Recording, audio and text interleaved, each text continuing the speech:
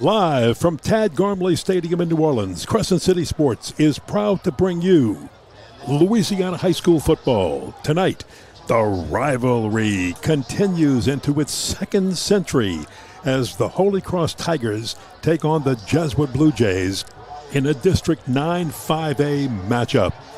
Hello, everybody. Ken Berthelot along with Wade Kaiser. And, well, some people just call this a football game, but if you're a Holy Cross or a Jesuit alum or fan, it's a rite. It's just a rite of passage. It is the 106th meeting of what is the fifth oldest continuously played series in American high school football. Jesuit leads that series, 61 wins, 42 losses, 1 tie. The 1937 game was ruled a no contest. So there's so much more than just a football game, Wade Kaiser, when these two teams meet. Well, every year I think I've been saying when you and I get together for this, it means so much to so many all around the world. And people around the world tonight are listening all over, all over the internet because they're Holy Cross graduates, they're Jesuit graduates, they're tuning in. They know that this rivalry is being played tonight, so they're not going to miss it.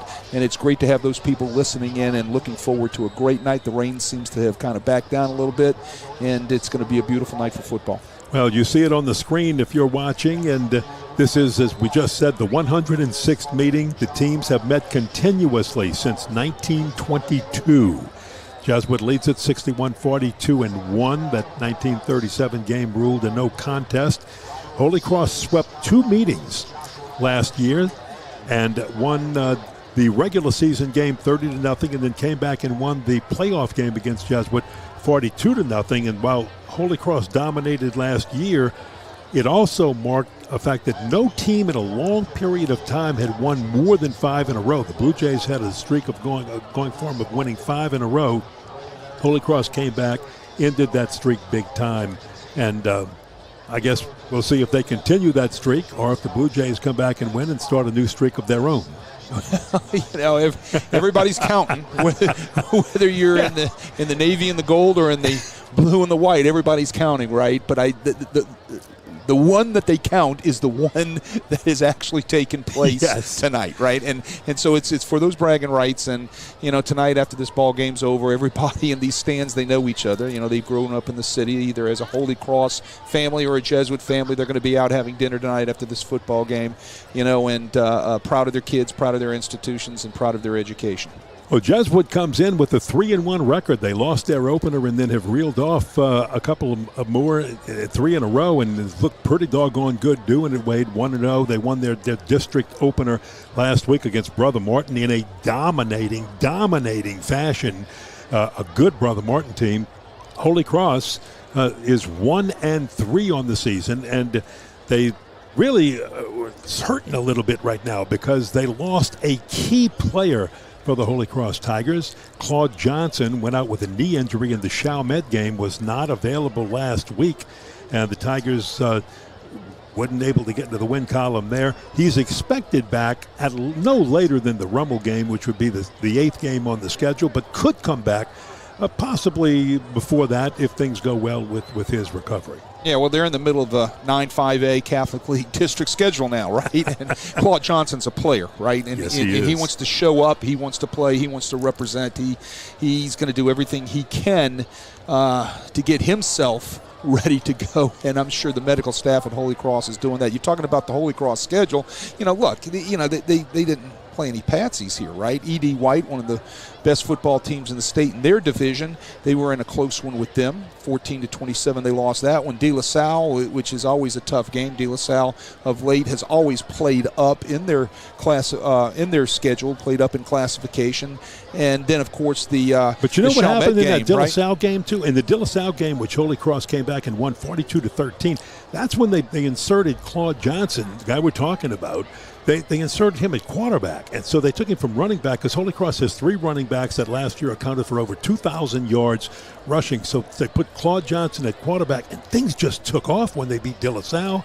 And almost beat Chalmette the following week, their rival from the parish, St. Bernard. Yeah, well, you look at the film, the Chalmette game, they're knocking on the door a couple times. They just can't come away with points. You got to find answers when you're inside the red zone. So. But that's the game where Claude Johnson got hurt, and he wasn't there to pull them through at the very end. And the ball bounces the right way for Chalmette on a fumble recovery, and they take it back for a touchdown, and they end up winning the game 9-7. Last week against Edna Carr, they were up 20-0 at halftime. 45 points reeled off in the second half by Carr, and Holy Cross didn't have an answer for Carr in the second half. Not right? too many people do. Right, not too many people do. So, look, they've taken their lumps for the first 4 games of the season, and but, they're still playing good football. They still are a very, very, good offensive football team, and they've been playing, really sound defense, only giving up 23.5 points a game, right? Hey, let's look at the Jesuit schedule. They open up against Jesuit Dallas, a very, very good football team, and only lose that one by 28-20, and start off 0-1 before reeling off wins against E.D. White and Bonneville, and last week against Brother Martin. This the district opener in 9-5A. Jesuit was phenomenal. Yeah, well, it's always great to play another Jesuit school from somewhere around the country. And, yes. And they've been trying to do that for a long time, get a home and home. So Jesuit New Orleans will pay Jesuit Dallas a visit next year over in the Dallas-Fort Worth area. And so that's great to see. The common opponent here is E.D. White. Mm-hmm. Okay, E.D. White's the common opponent that both teams played, and we've already said that Holy Cross, lost in week 1 to E.D. White 14-27. Jesuit turns around in week 2 and then beats E.D. White 22-15. The difference here is E.D. White is the type of team that Jesuit likes to play. They're the type of team that is not going to put the ball in the air. They're not going to spread the ball, vertically and horizontally. They're going to ground the ball out offensively and play the clock game with you. Jesuit likes to get into those type of games, a la last week with Brother Martin, correct? So, they want to be able to face those teams that are going to put my muscle versus your muscle, and that's the type of game that E.D. White's going to play. And that's the game Jesuit beat E.D. White, how they beat E.D. White in that common opponent matchup. Last week against Brother Martin. Boy, that's what a phenomenal struggle. victory. Defensive struggle for Jesuit. Probably played, talking to Ryan Manali, the best defense that, in his tenure. Wait, let me tell you what best defense means for Jesuit. 9 sacks, right. Multiple tackles for loss, 2 interceptions, 5 forced fumbles, 2 recovered by the Jesuit Blue Jays, and they hold the Brother Martin to somewhere around 132 yards total offense. Yeah, Darryl Rule had an outstanding 7 yards rushing, by the way. Yeah, Darryl Rule, the defensive coordinator from Jesuit, had a great game plan. Yeah. And those guys answered the bell for him last week against a very potent Brother Martin offense, right? Completely shut down their running game. Here come the Holy Cross Tigers, by the way. Again, that defense tonight for Jesuit is going to have to come up with a really good game plan with a more diverse offense, should we say, out of Holy Cross. They're going to throw the ball around a little bit. They're going to run the ball inside. They will try to get the ball out on your flank with some of their speed from their running backs, Ando and Smith. So Jesuit has got to be able to do some things tonight that's going to be able to counter what Holy Cross is going to give them offensively because of all the weapons Holy Cross has. Well, you see the Tigers of Holy Cross blue and gold, and Holy Cross is run, of course, by the congregation of the Holy Cross Brothers, who also run, and priests, who also run Notre Dame. And if you're watching anywhere around the world tonight, after founding Notre Dame in South Bend, Indiana, the brothers came right down the Mississippi River and founded Holy Cross College, which later became Holy Cross High School. And here come the Tigers. And like Notre Dame, sometimes they'll put a little green twist in there, even though they're the Tigers and not the Irish. They'll wear the gold helmets tonight, the white jerseys, and the green pants instead of blue. Blue and gold, the colors of Holy Cross. And, these teams are coming out. Here come the Jesuit Blue Jays. You see them at the upper right side of your screen, and the Blue Jays come out tonight dressed in solid blue with their white headgear with the J for Jesuit, the Blue Jay on the side of it. And, boy, these teams come out of the locker room. You and I were talking about this a few minutes ago. They come out, they're fired up, they're ready to go.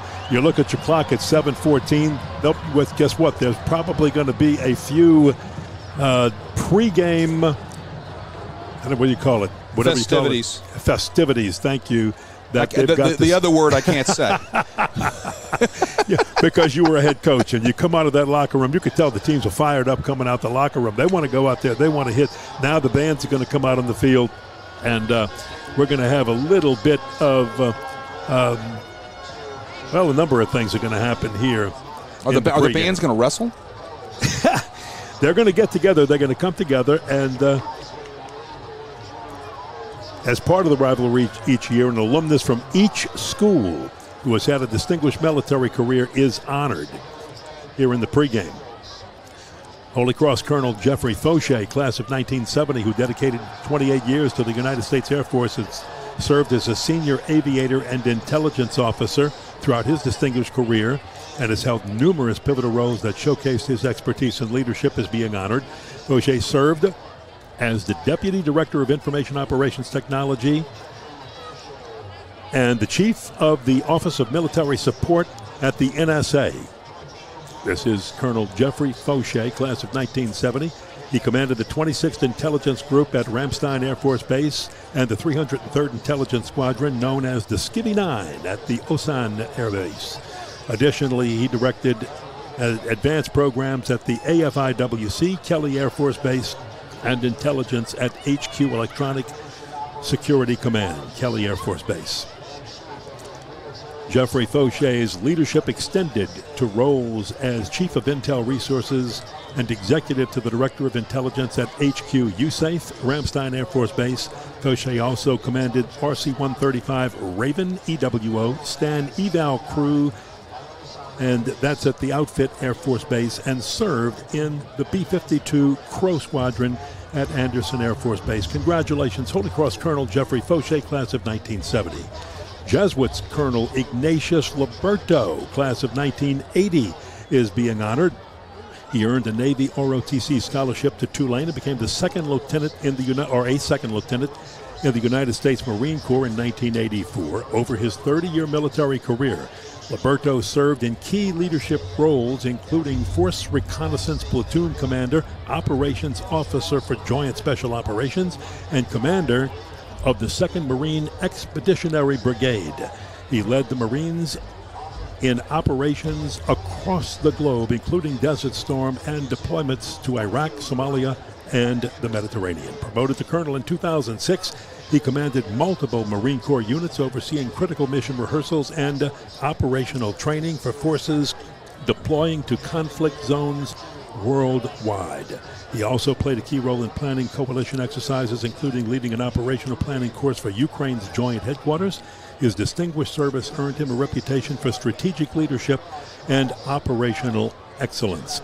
After retiring from the Marine Corps, Colonel Ignatius Liberto transitions to senior cybersecurity roles with the Department of Defense and the Department of Energy.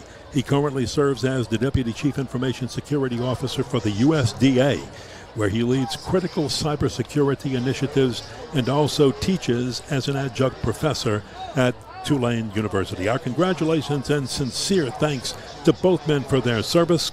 Holy Cross Colonel Jeffrey Fauché, class of 1970, and Jesuits Colonel Ignatius Liberto, class of 1980. If I was down there, I would tell Colonel Ignatius Liberto, I think the reason you took so many shots at, or so many opportunities to go overseas is I know who I believe it's his cousin, Vincent Liberto. Everybody knows Vince. Everybody loves him. And my wife follows him on Facebook. Vince Liberto, we got a little plug in for you. We know you are proud of your relative. It might be I believe it's his uncle. If not, it's his cousin. Right. He's the king of selfies, man. He finds a guy, always, especially a former Catholic League athlete or somebody that is involved with one of the schools in the Catholic League. He's always taking a selfie out. You know, apparently I kind of scope in on my wife's Facebook and I see. I would just wonder when he works. So, Vince, if you're listening out there, which I'm sure you are, that's the question of the day, buddy. So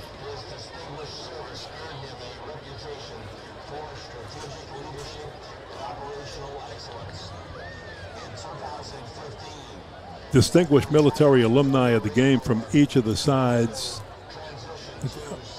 are being honored right now on the field.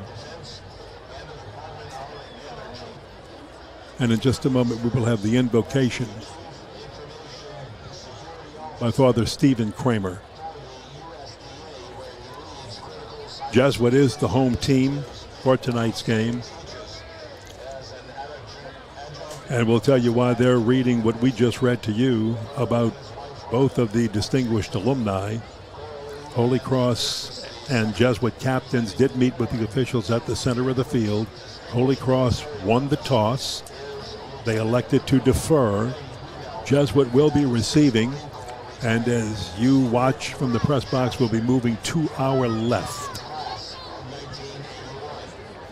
Beautiful night for football, 77 degrees, heavy rains all day. This is a turf stadium, so that shouldn't affect the turf at all. And we had no winds blowing at all, and maybe about a 5-mile-an-hour wind blowing to our right as you watch. Kind of look at it, might be blowing more toward the far sideline over there.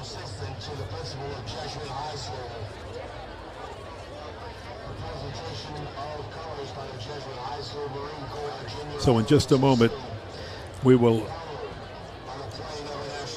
have the invocation and the playing of our national anthem.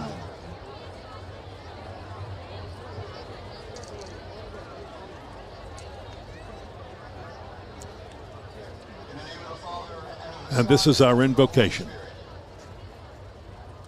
God, Father of all that is holy and good, we beg you to give the men who compete this evening the grace of your protection. Give them the inspiration to engage their struggle without fear. May they be steadfast under trial and strong in the face of opposition. Give them the grace of humility in their victory, wisdom and grace in their losses. May we, and all who watch here tonight, learn not what it means to tear down an opponent, but to build up a team. May we see in these athletes an image of how we are to act in this world, never quitting, never running, never letting those around us stand alone. May we learn how to support those who endure difficult struggle. May our coaches and referees lead these men to becoming the strong, just and loving men that this world so desperately needs.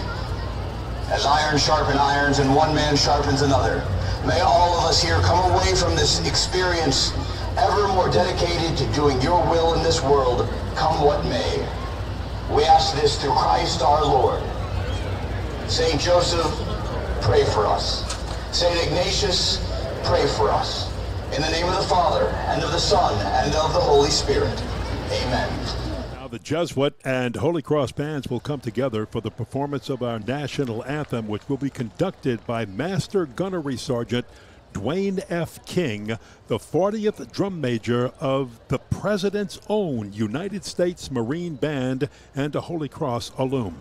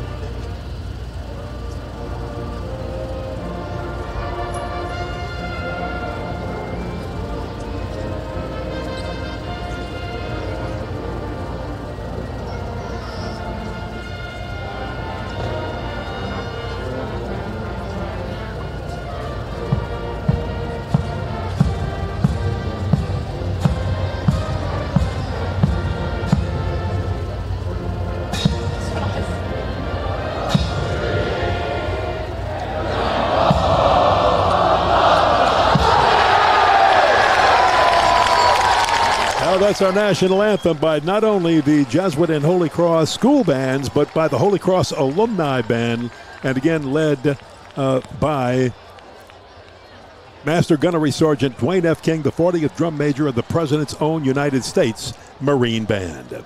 Very well done by all. So we're just about ready for football in this fifth oldest continuous rivalry in the United States of America between Jesuit and Holy Cross. Yeah, it's time to play football. We're ready. All right, let's roll. You know, I've been there. You've before, been there, right? and Coach. I get it, and I understand it, and it's outstanding. All of the pageantry, and it is, truly an event now, right? It's been an event, and but the guys in white and the guys in blue only want to do one thing: play football. They want to get after it, right? Folks, so he's got to share this with you because it's time to get after it. Wade's a Jesuit alum. I'm Ken Berthelot. I'm a Holy Cross alum, and you were in a meeting with the head coach of Holy Cross. They wanted you and Barry Wilson to come to a meeting for all of this stuff, and you guys are sitting there waiting to talk football, and they're talking all of this pregame and halftime pageantry. What did you tell them, you and Barry? Well, we got to go. That was we said a couple other things, but we said we got to go. We had to go when they broke out the idea of the flyover, right? It was time to move on. You guys handle that. We got to go back to work. And Barry, if you're listening tonight, you might remember that. So, as we said, Holy Cross had won the toss. They deferred, kicking off to our right. Very little wind at all, and if it is, it's a crosswind blowing to the far sideline. And this one is going deep and will not be returned. So we are underway. Holy Cross and Jesuit, the rivalry is on. Starting lineups, there's Jesuits offense. Guys, the thing you might not see there is a listing of a running back, right? But you're going to see wide receivers playing running back. You're even going to see a linebacker playing running back. You'll see a fullback in there, Caden Sanderson. But there's an outstanding offensive line leading the way for the Blue Jays. So there's your starting offensive line. Taylor Norton, which we'll talk about all night long, is an outstanding quarterback for the Blue Jays. Had a great game last week against Brother Martin. Boy, Taylor Norton has just been able to get things done. He loves to throw long, but no, they're going to run on first down, and it's going to be Jair Burks around the left side. I thought Jair Burks last week gave Jesuit a little bit of that spark they needed in the running game. He usually plays wide receiver. He's got a lot of athletic ability. He's got that breakaway speed. He's got that panache, right, that can make you miss a little bit, correct? I like this guy at running back. He's a guy, he's only a sophomore, you might see later in his years be a running back for Jesuit. The starting running back. Got him 7 yards on first down. The offensive line giving good protection. He will throw it complete for the first down at the far sideline. That's Burks again, I believe. Yeah, Burks goes in motion, cross the motion, and great job by the Jesuit offensive line. Hit a little stop route, little curl route underneath the linebackers from Holy Cross to be able to move the chains. Hey, there's the Holy Cross defense. I tell you what, these guys can play, especially those guys up front, led by Cole Todd. That linebacking crew, Jordan Johnson, outstanding, and with a outstanding senior defensive back group led by Brown, Joshua Brown. Being chased, and he had 3 wideouts, all well covered. But again, Taylor Norton showing that he could move to give himself just a little bit of time, just no one open to throw to, and he wisely threw it away. Yeah, Taylor Norton last week impressed me against Brother Martin. He made really good decisions. He can scamper out of there and keep the play alive by keeping his eyes downfield, and he can buy himself some time. Right there, he did the same thing that he did last week. He was heavily pressured.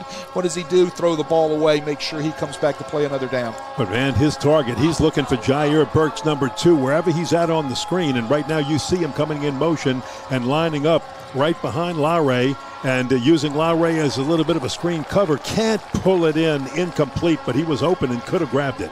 Floated the ball a little bit. Nice job by the Holy Cross Tigers being right there. Look how they cover everything up. You can see the corner right there. Number 1, Joshua Brown, doing a nice job driving the ball to be able to get in on that play. The ball just floated a little bit above the intended receiver's head.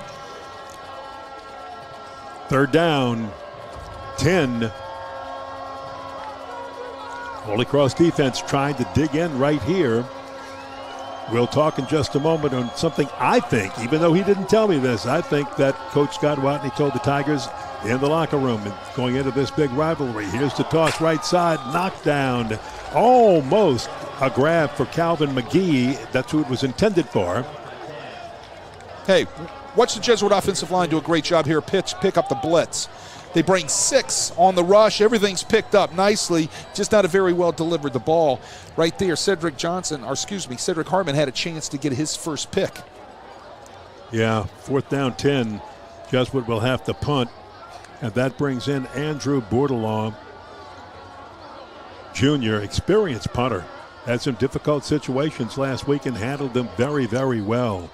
Gets his foot into this one. It'll roll and will be returned. Picked up at the 28-yard line, and not much more. A 41-yard punt. 7-yard return. And the Tigers' Luke Appy was on that punt return. And Holy Cross will have it for the first time in this ball game with 10 minutes and 31 seconds to play in the first quarter. Holy Cross first possession, no score. Great job by the Holy Cross defense to get off the field, right? That's what you want to do as a defensive coordinator. You preach all week is you got to get off the field, and they did that. Holy Cross has that opportunity now with great field position. Their own 39. Guess, well, this is a run around the left side, and there you see it by the Holy Cross Tigers. That is Jonah Olson. Hey, Jonah Olson off the zone read, right? He disconnects the ball. He's reading the last guy on the line of scrimmage. Watch the last guy on the line of scrimmage come down inside. All he does is pull the ball. Jesuit has nobody there to fill the lane. Olson off to the races, moves the chain, first down. At the 44-yard line in Jesuit territory, Holy Cross will keep it on the ground. Big hole over the right side, and the Tigers are moving with Keyron Smith. Very close to a first down. I believe he's got it. So 2 plays, 2 first downs for the Holy Cross Tigers that saw something that they could maybe slow down and exploit that Jesuit defense that was so tough and brutal to Brother Martin last week. Yeah, physically whipping them up front right there on the inside zone. Keyron Smith hits a crease and he moves the chains for a first down, right? This is what you like to see out of Holy Cross. They want to run the ball. They want to be physical up front with the inside zone running game, and so far so good. Jonah Olson will hand it off. This time a run up the middle again. And that is Keyron Smith. Here's your Holy Cross starting offense. We just seen Jonah Olson break a zone read, but you can look right down and see a couple of great running backs with Smith, Ando. We'll see Ando later. Offensive line is the bell cow of this Holy Cross offense, led by Noah Rimchech. Yeah, his brother, Josh Rimitich, is a starting guard at Tulane. Crosstown, Tulane University football team, and doing an excellent job for the Green Wave this year. 2nd down and 1 after that gain of 9. And this one right up the middle again. That's going to be a first down as the Tigers keep it on the ground and just keep running forward. Nothing special. Hey, good look at the Jesuit defense, who played outstanding football last week, led by Wyatt Meyer and Will Berry in that 7-man front that they like to line up in. Great group of DBs back there, led by Jack McGuire. Caden Ando, Keyron Smith, those are your running backs. And Jonah Olson, again, he's been given this time just a straight snap back to Caden Ando. Ando finds a room around the left side, and he's close. He's inside the 10, very near the 5-yard line. Ando at the Wildcat formation. They snap the ball right to him, and it's just a sweep around the left end. They get out there on the edge with a couple of blockers. That's tough to defend. You've got to get bodies there now defensively. They got to find an answer to that, because now you put their best running backs in the backfield. One of them's getting the ball snapped to them. That's hard to be able to defend in any league. 16-yard gain. And this time they go to Keyron Smith right up the middle, makes it look easy, and Smith into the end zone, touchdown. Keyron Smith for the score. Physically handled him up front. Holy Cross offensive line doing a great job on their inside zone scheme. Watch them come off the ball right there. They're getting creases. They're getting movement. They're taking blue jerseys, putting them 3 yards back into the end zone. Holy Cross has got to be happy with the way they've just started the game offensively. Noel Mora in to kick the point after. It is up and it is good, and there is timeout on the field. The Tigers drive down the field and make it look easy. 6 plays, 66 yards, 2 minutes and 22 seconds, and Keyron Smith on the 5-yard run for the touchdown. It is 7-0 Holy Cross.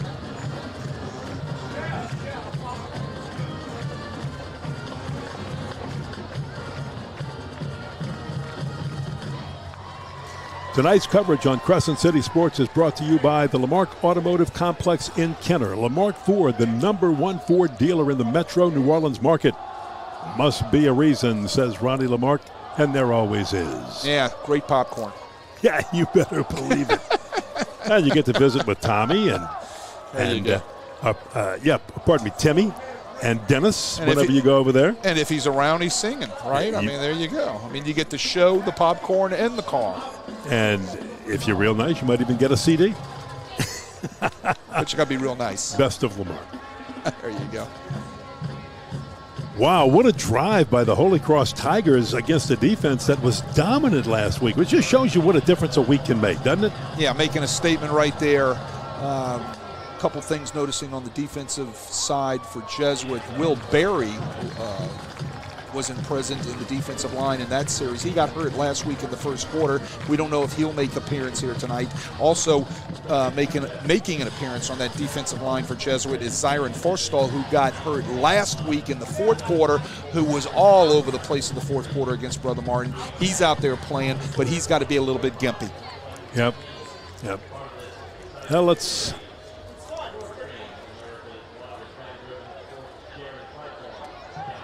Jesuit Blue Jays get the pep talk, and Taylor Norton, who was just spectacular so far just about all season, and especially last week in leading the Blue Jays to that win over the Crusaders of Brother Martin in the District 9 5A opener. Getting everybody in line where they're supposed to be. Hands off, and that's Caden Sanderson, a big fullback, taking it right up the middle for almost 10. He may have the first down. Let's see. I think they'll mark it. Yep, they're giving him 10 on that one, and he'll move the chains on first down. Yeah, he's a returning starter. Caden Sanderson has played a lot of football. He'll block for you. He does a great job in their protections right there. He showed he can run the football a little bit straight ahead. He's just not going to run away from you.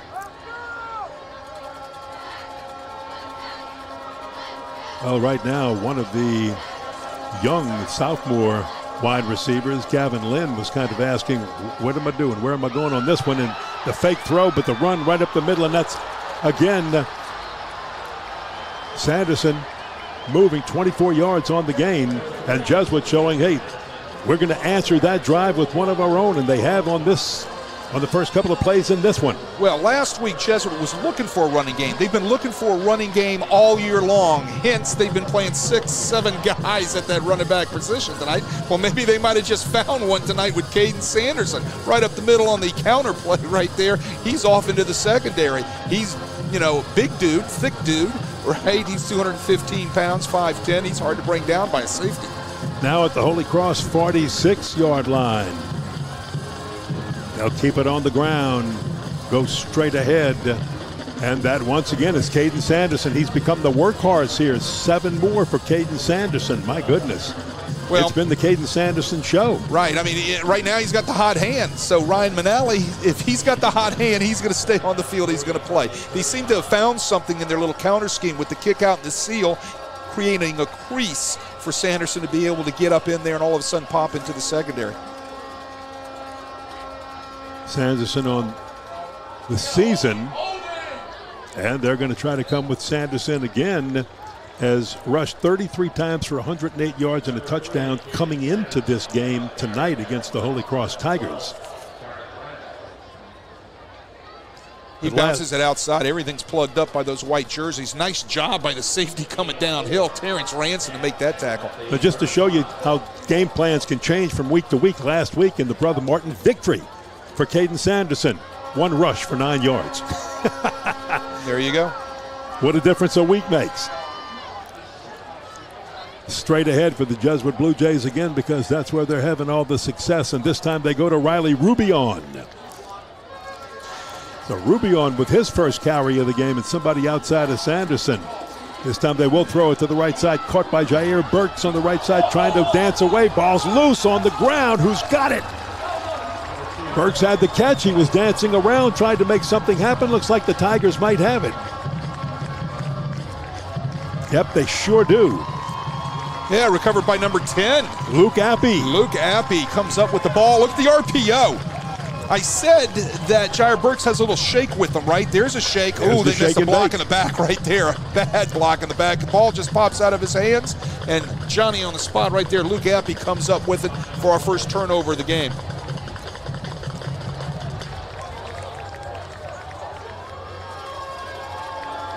They had a flag. I didn't see the call. It might have been that block in the back that I called out right there. Of course, it was declined by Holy Cross. They want the ball. Absolutely. So the Tigers stop the Blue Jays for a second time after the fumble. And Holy Cross coming out. A very impressive drive. Can they do it again? Jonah Olson. He was challenged at quarterback by Coach Scott Watney. He said to take command of this team. Right now with Claude Johnson out, not able to play, maybe not back till game 8, which would be the Rumble game. You've got to take command. We need the spark. And so far, Jonah Olson, the 5'10 senior, has done just that. After the play action, he'll toss incomplete to Caden Ando. A fake to Keyron Smith first.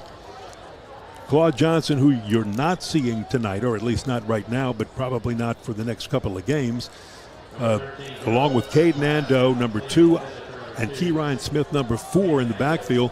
Those 3 backs accounted last year for over 2,000 yards rushing. Yeah, they're explosive. Yeah, explosive plays, big plays, and that's what Holy Cross has kind of been lacking this year, is that big explosive play, and hope they're looking to get it tonight. Toss to Keyron Smith, and he'll bring it out to the 30-yard line and a little bit more. To the 32, short of the first down, of course, by about 5. Second down. Make it third down, and 5. Great job by the corner from Jesuit coming up and setting the edge. That was Derek LaBeouf coming up. He's a returning starter. And he really plays the run aggressively. Comes up, sets the edge, turns it back in, and all those other blue jerseys are running inside out. That's a mark of a good defense. Nice play right there, Derek LaBeouf. Well, Holy Cross went at a faster tempo on their first offensive possession. This one they've slowed down a little bit. Going to hand off, go up the middle, and they've got the first down and more. Keyron Smith again. He's got such an explosive move. A 10-yard gain, and the chains move for the Holy Cross Tigers. They're wearing out the inside zone. Right now, they found something that they like against that Jesuit defensive front, right? I tell you what they like. They're blocking them. They're able to get a gold hat on a white hat, get everything tied up, and that is giving Keyron Smith the chance to be able to pop through there, and he's been picking up big yardage, that time for 10 yards and a first down. He's got some SEC offers, and Scott Watney will say he's a legitimate SEC-type player and runner, and he could play all 3 downs. He's got that kind of speed and power.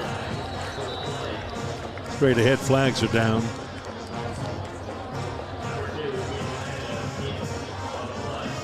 That was Ando, giving Keyron Smith a little bit of a breather. So here's our call. Hands to the face by Jesuit. It took somebody's helmet off. You saw a helmet come popping off. Can't put those hands up under the face anymore, right? Even though you're not trying to, and then you press, that helmet pops off, you're going to get called every time for it. That's in any league anymore, right? So everything's about the protection of the player, and you just can't put your hands up under the face and rip that helmet off. Let's see if we can see it on our replay right here. Anywhere in there. Yeah. Just a lot of. There it was right there at the end. First down at the 48. The toss out to Ando. And look at Ando break some tackles. Ando again with speed, with power, and a spin move, but pushed out of bounds. My goodness, Caden Ando, 30 yards on that carry. Yeah, if you see anything over that 18, 19, about 20-yard mark is an explosive play. 1, 2, 3. 3 missed tackles by the Blue Jays right there creates an explosive play for Ando. But that first step inside was the one that made that play really work. He don't step inside of that tackle, he could be caught as it looked like the guy had the angle on him, and maybe would have been able to set the edge inside the 20-yard line in the Jesuit red zone. This toss out to the right side. That didn't fool anybody. Fenn Martin drops it. He's hit. He lost the ball. Was he down first? Let's see. Let's see what they say. They're going to say fumble. Sean Meyer comes up with that loose ball. They're running RPO. They get it out here.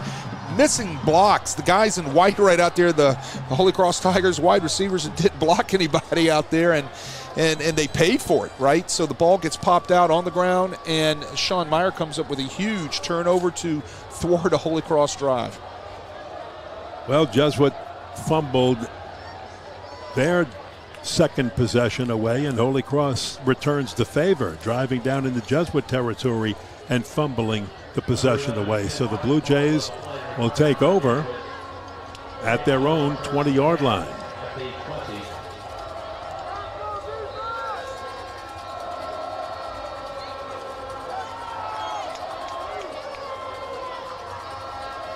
First and 10 for the Blue Jays from their own 20. And this one's loose again on the ground. They got it back. Yeah, Sanderson put it on the ground. It looked like the exchange just was not there, right? Let's see if you can see it on the replay. Yeah, he doesn't make a nice pocket, right? He's got to present a nice pocket for his quarterback as he's reading that zone read, and it was just kind of bouncing around in there, and they're lucky that they got a blue jersey back on that football. Yeah, instead of getting into that pocket, looked like it got up by the shoulder pad and then started bouncing around. So second down 10 for the Blue Jays.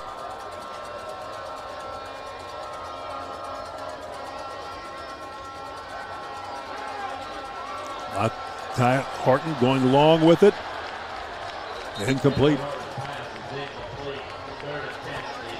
Looked like the intended receiver out there was Calvin McGee. He's the guy last week that set the new Jesuit record for a wide receiver completion from a line of scrimmage. A 97-yard pitch and catch from Taylor Norton to Calvin McGee to blow away the old record. Penalty against Holy Cross. 10-yard penalty, first and 10, the 30. Going to move it 10 yards up to the 30-yard line. Yeah, here's the replay from last week. Norton to McGee, right? 97 yards, eclipsing the 96-yard record from 2021 against Holy Cross, and that was Jace Larson and Jack Lariviere. Boy, pretty nice. Flags down. Pretty nice when you've got the longest pass completion play in your school history. Yeah, it's just nice to be in the record book, right? Especially when one like that. Yeah, legal formation. They didn't have enough people on the line of scrimmage. You got to play with 7 on the line of scrimmage. This isn't Canada, right? So you got to get your people up on the line of scrimmage. They got to break the belt of the center. Now first and 15 as they move it back to the 25-yard line. Norton under pressure, throws it long, and it was intended for Calvin McGee again. And even if he would have grabbed that one, he would have been out of bounds. Yeah, great coverage over there by the Holy Cross defender in press coverage. Look at him. Nice job staying in phase. Double move by McGee. Little hitch and go. Holy Cross defender didn't get his numbers right in his pocket. Very well played by the secondary of the Tigers. So that brings up second down and 15 at the Jesuit 25-yard line. Holy Cross with an impressive opening drive. 6 plays, 66 yards, take a 7-0 lead. Then each team fumbled away their second possession. Here comes a big rush, and Norton is in trouble, and he goes down. Lots of people in on that one for the Holy Cross Tigers, including Colton Garrett's, and he had help from Jonah Weir and others. Sebastian Perez. Yeah, right. He was the first guy there. Yeah, you got to block somebody, right? Nobody touches Colton Garrett's coming off the edge. They were trying to set up a little flare pass just over his head. Colton Garrett's too fast, and Tyler Norton didn't have a chance to be able to get rid of the football. Now they're staring at, third down and a decade, right? Yeah, third and a train ride. But you know what? You can make it up with one long completion. Almost picked off as Norton unloaded it, and it was almost in the hands of Terrence Harmon.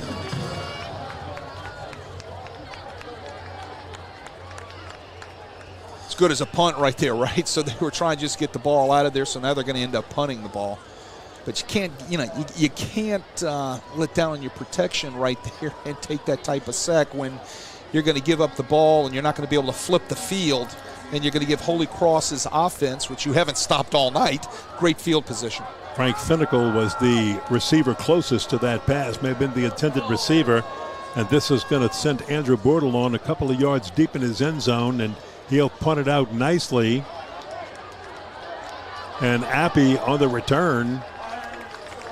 A 46-yard punt returned to the 45-yard line of the Blue Jays. An 11-yard return for Appy.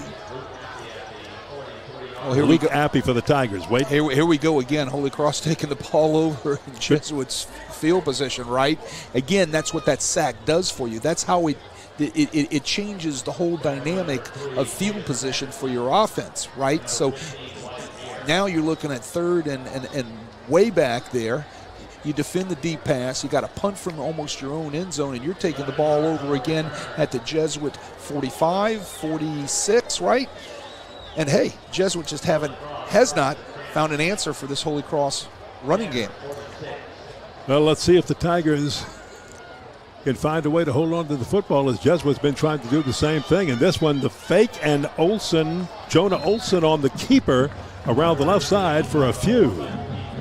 Well, they made an adjustment that time. Nicely done by the Jesuit secondary for the zone read. The safety comes downhill into the alley. They played the quarterback with the safety in a too-high look. Nicely done, nice adjustment. Maybe it was just a little reminder they had to make on the boundary to make sure you come down and fill that alley. Look for Holy Cross to counter with post behind it, something like that.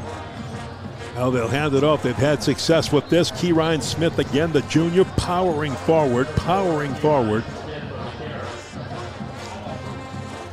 Sometimes you've got to push a lot for just 1 yard or two. And yes, you do, right? And that's what those offensive linemen know, right? Those guys upstairs are up front, should I say, are the guys that are fighting for that 1 yard. But when they can pop one for, say, 10 or 15, boy, they get big grins on their faces. Third down for Holy Cross. And 6. And let me say that's coming from a guy that was an offensive lineman.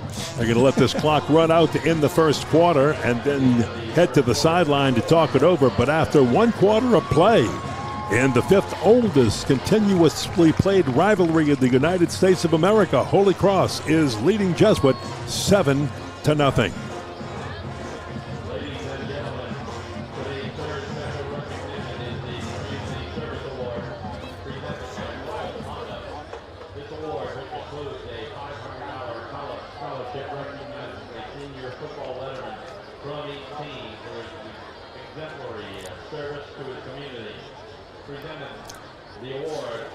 Each year, Royal Honda presents one senior from each team with the Community Service Award Scholarship for his exemplary service to the community.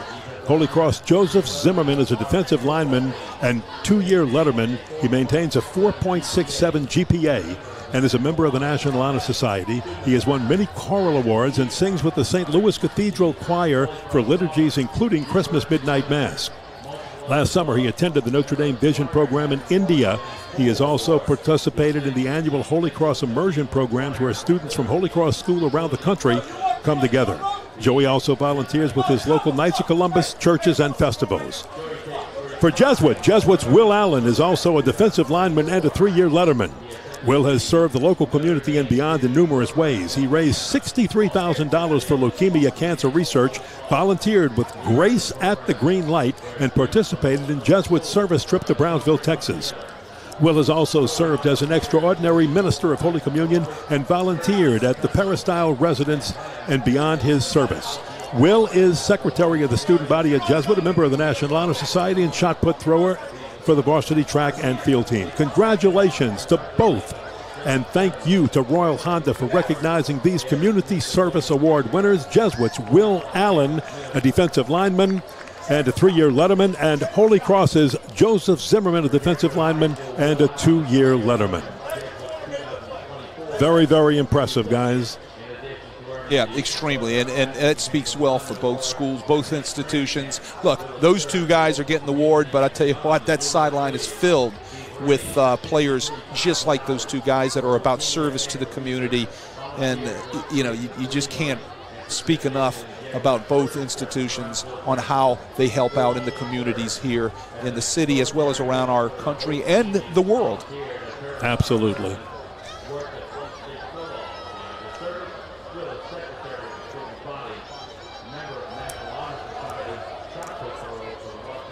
And the holdup on the field of play is they continue, the public address announcer is announcing that, and a few other announcements that have to be made. Families being honored also for this big rivalry. It's out of sight of where the camera is. Tonight's coverage on Crescent City Sports is brought to you by Oshner Andrews Sports Medicine Institute, treating more than 30,000 athletes a year with innovative treatments for sports injuries. Visit oshner.org/sportsmed to learn more. Ken Berthelot, Wade Kaiser, Lenny Van Gilder, Matt and Chip Merritt. That's your crew for tonight's game, and we enjoy bringing this game to you every year. It always draws a great crowd in Tad Gormley City Park Stadium. Before it was named Tad Gormley, it was just City Park Stadium, built out of the workforce program.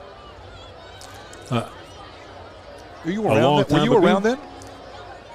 Some people say that I actually broadcast Moses parting the Red Sea, but I'm not going to confirm that if that's okay with you. Holy Cross with the first play of the second quarter to start things off. They'll take it around the left end and not get very much on that one. Then they're going to keep going with the horses, Caden Ando and Keyron Smith. That time, Keyron Smith. Yeah, a little sweep there, trying to get out on the edge into the short side of the field. Jesuit didn't have the numbers to the short side of the field. You run the ball where you have the numbers offensively. Pick up a few yards. They're sitting nicely in a nice, manageable fourth. Well, they haven't changed. It should be second down. Yes, Cole Todd just came out as an offensive lineman for the Holy Cross Tigers. He's actually a defensive player more so, but as with schools that don't have a lot of enrollment, you're going to get players that are going to play both ways. So now they're going to check it out. Holy Cross is going to call timeout. It's saying fourth down, but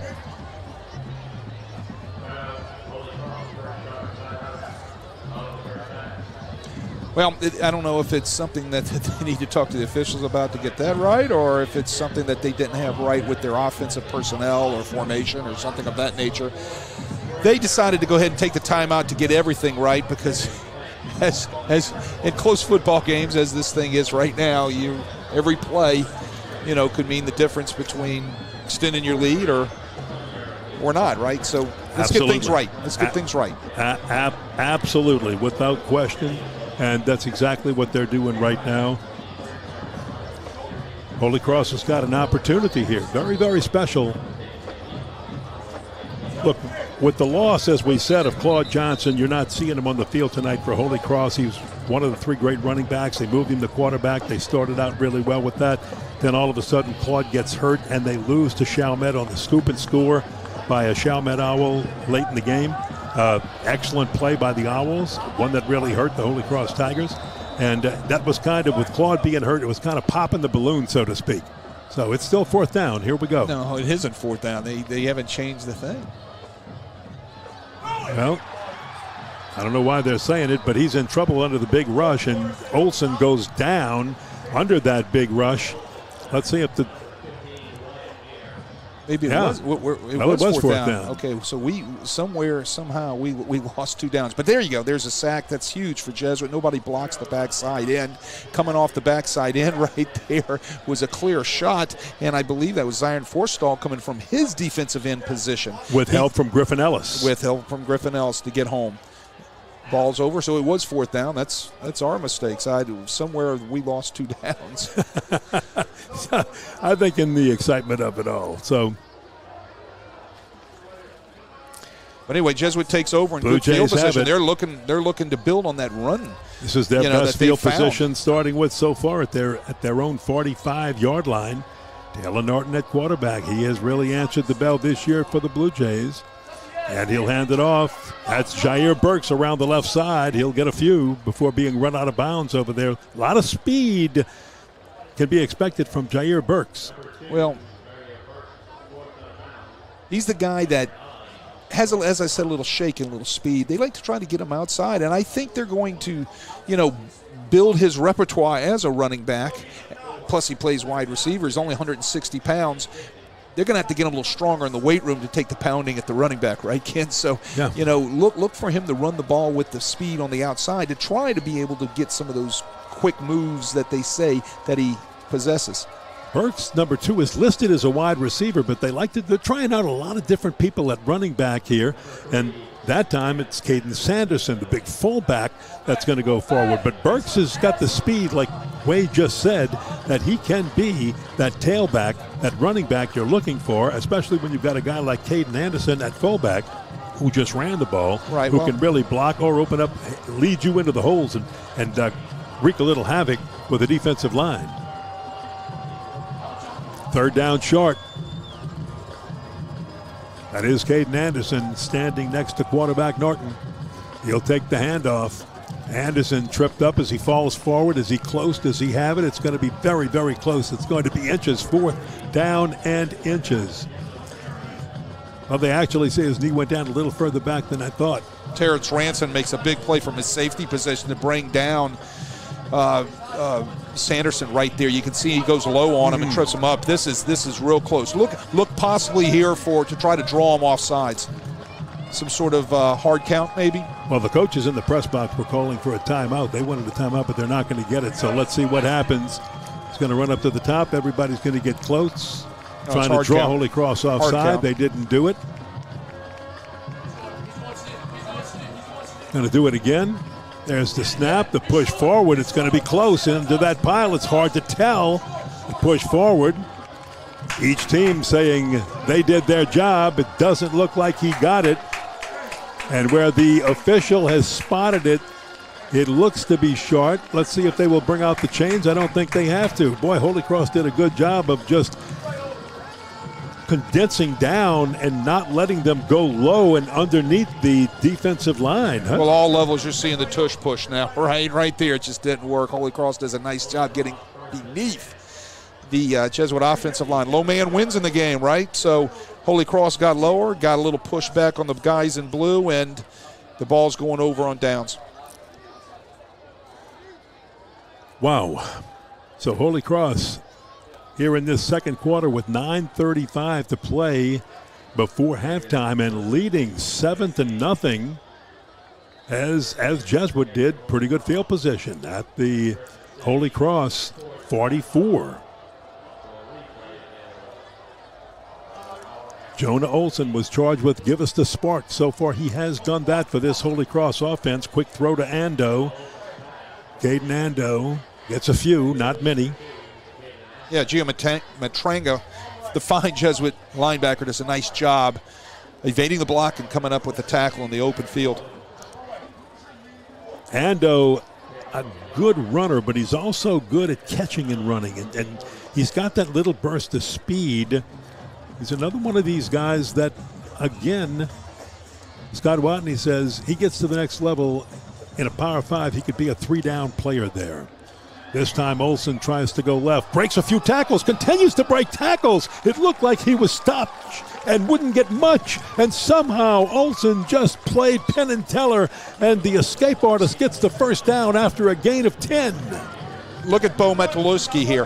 Has his shot. They play it perfectly. They play the zone read perfectly. Talking about the Jesuit defenders right there, right? He misses the tackle.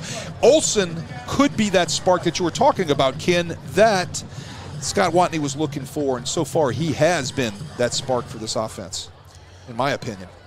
Well, there was such a letdown last week when Claude Johnson had gotten injured. They know he's coming back, but they want to try to position themselves to be a good football team and get some wins on that board in this very tough 9-5A district before he can. Holy Cross kicking it on the ground, and they're just again going to challenge it right up the middle. A little bit of a late push after the whistle, but that was just bodies in motion. And you can see Holy Cross center Noah Rimitich slow to get up, but he's okay. And this is just, again, work by Keyron Smith and Caden Ando. Ando number 2, Smith number 4 for the guys in white. That's Holy Cross. And a lot of work by that offensive line up front, doing a very nice job physically against the Jesuit defensive line. Second down, 6, and this time nowhere. They try to go up, and Jesuit stuffs the Tigers. And Holy Cross again seems like on this series right here, Caden Ando nowhere to go for the Tigers. Seems like they're not playing again with that tempo. When they seem to play with a little bit faster tempo, they're not going real fast. But when they seem to get the plays in quicker and go, the Tigers seem to be having a little bit more success, and when it slows down just a little bit. Well, you know, offenses play with all types of different tempos, and the one that we saw to start the game with was really fast, right? It's just tough to keep that tempo going all night, especially in this heat and humidity. Take the key, Ryan Smith. How does Olsen escape again and finds a way to throw, and it is incomplete. Yeah, he hit a receiver at the 32-yard line, but he wasn't able to hold it as he was going down low, and that was Derek Johnson. Yeah, we saw a nice look again in Siren Forstall. Somebody's got to block him. You got to put a body on that guy coming off the edge. We're talking about number 0 from Jesuit. He came clean off the edge and almost took Olsen's head off. Olsen ducks underneath it with a nice athletic move to get that ball out of there. Look, Siren Forstall is only a sophomore, and he got hurt in the fourth quarter last week, but he started last year as a freshman. This cat in 2 years is going to be pretty darn good, probably recruited by everybody in the nation. Noel Mora with the punt, and he just tried to chunk it and let it check up like one of your wedges out at Augusta, and it did at the 10-yard line. So a nice punt. At Augusta. Nice. Can you get me on? Can you get me on? Only if I can play with you when we get there. There you go. Timeout, 6:33 to play before halftime. Holy Cross leads Jesuit 7-0. Blue Jays ball when we come back.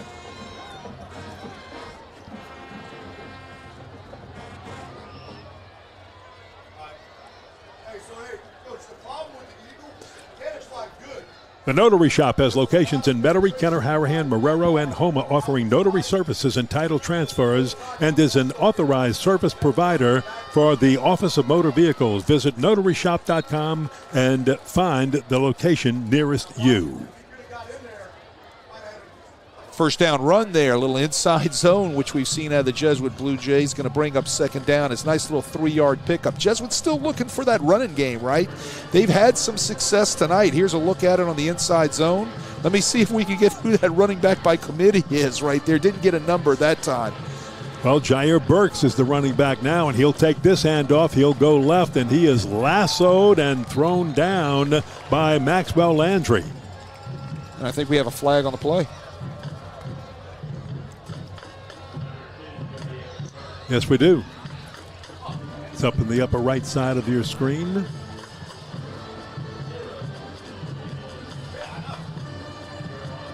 They're going to get a face mask on Maxwell Landry. Grabbed Jair Burke's face mask as he was running that sweep, but it's going to be of the personal foul type, right? So they're going to tack 15 onto the end of the play. Let's see if we can see it right here.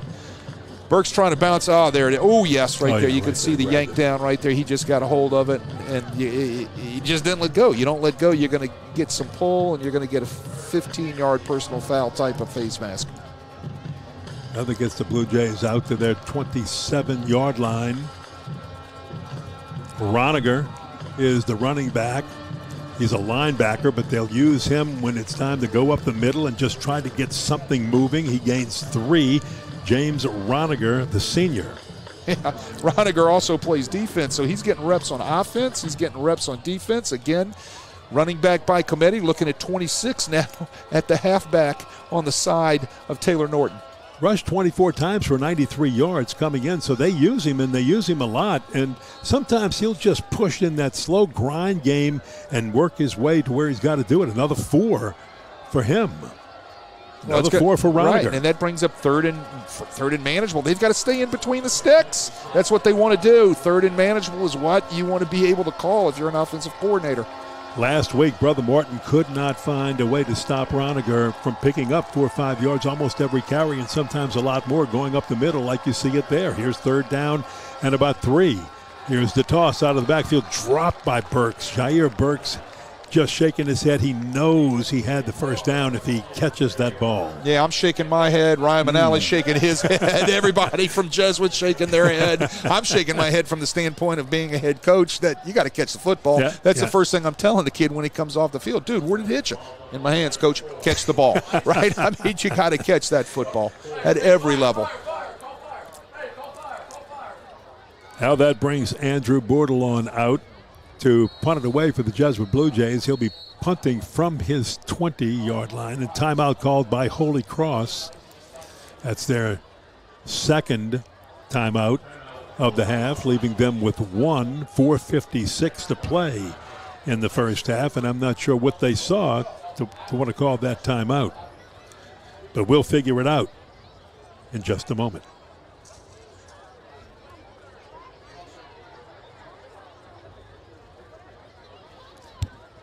So the Holy Cross Tigers call timeout on what looked like just a routine 4th down punt play.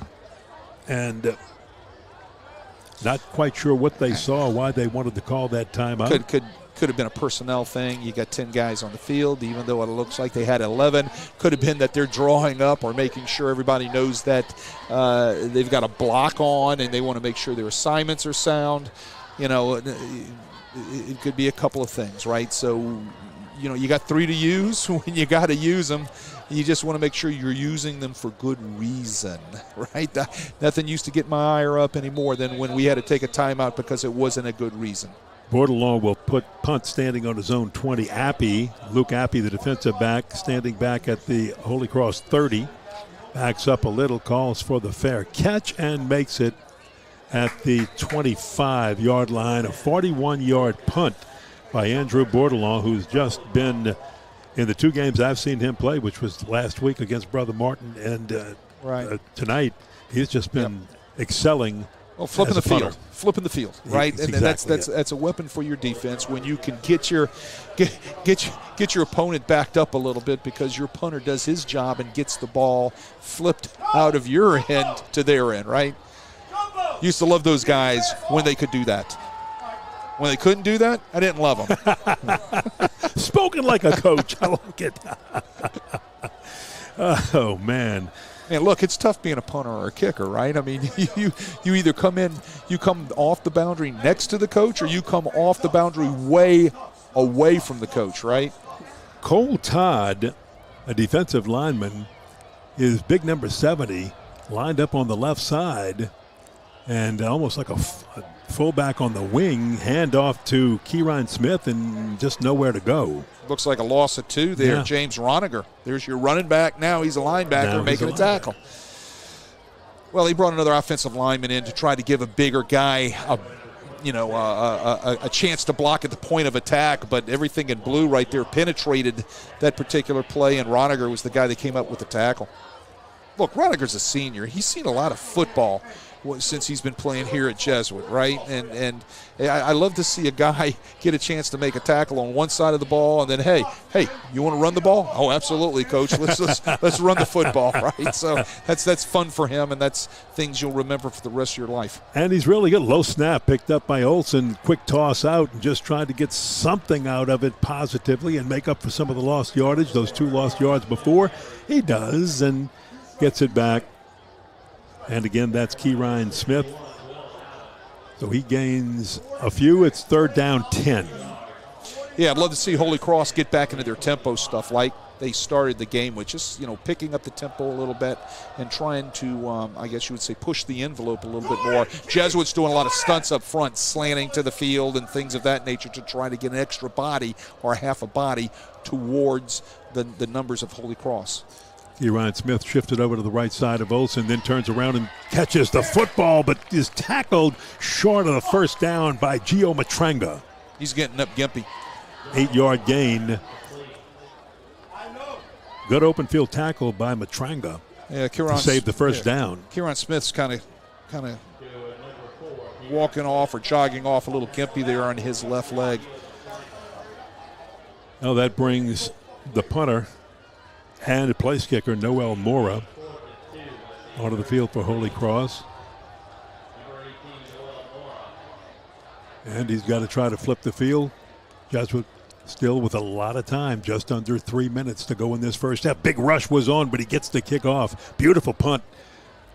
Fair caught at the 30, a 37-yard punt by Noel Mora to, as you said before, just flip the field and give the Blue Jays a little bit further to go in these final 2 minutes and 32 seconds of the first half to try to tie this game up. Holy Cross opened this game up with a 6-play, 66-yard drive, a little faster tempo, as Wade and I have talked about. Took them only 2 minutes and 22 seconds to do so.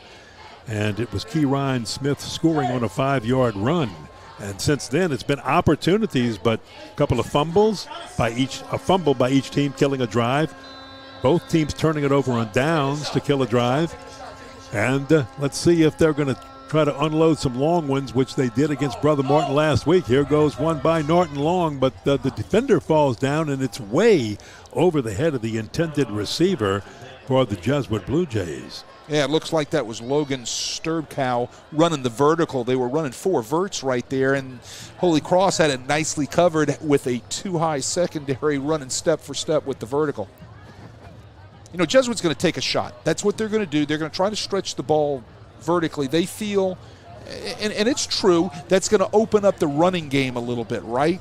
Try to get that front 7 a little bit up the field where they can, create some creases for their running game by throwing the ball down the field. And then the other thing that does, Ken, it keeps that secondary from rolling down in on that run, right? So now, hopefully, when you're looking for ways to run the ball, you got to use every tool in your toolkit. 2nd down, 10, whistle. I think we've got an illegal formation and a flag. Let's see. Let's hold it. Timeout called first by the Blue Jays. Well, I'm going to get back to that thought again, because you talk about tools in your toolkit as an offensive coordinator.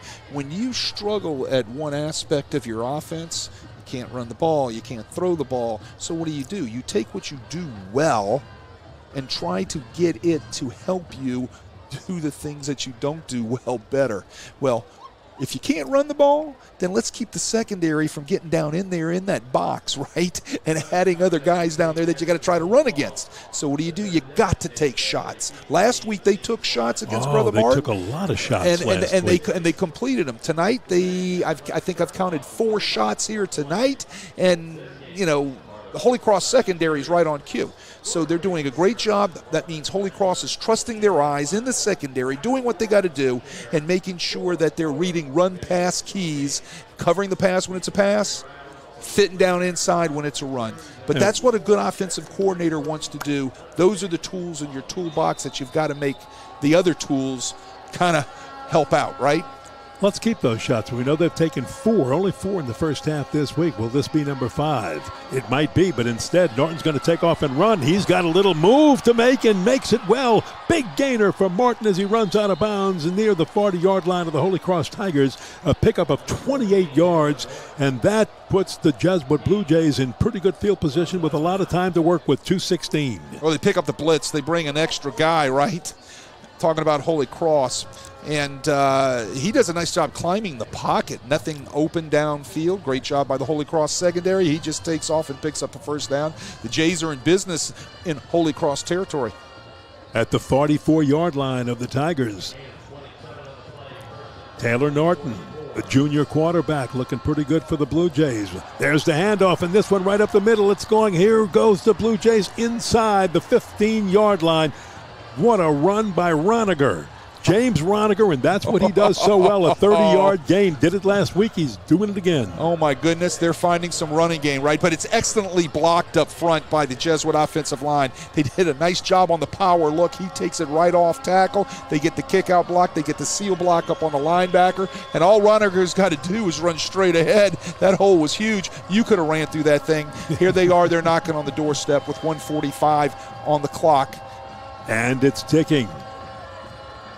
Norton, he's going to go again. If it worked one time, let's try it again.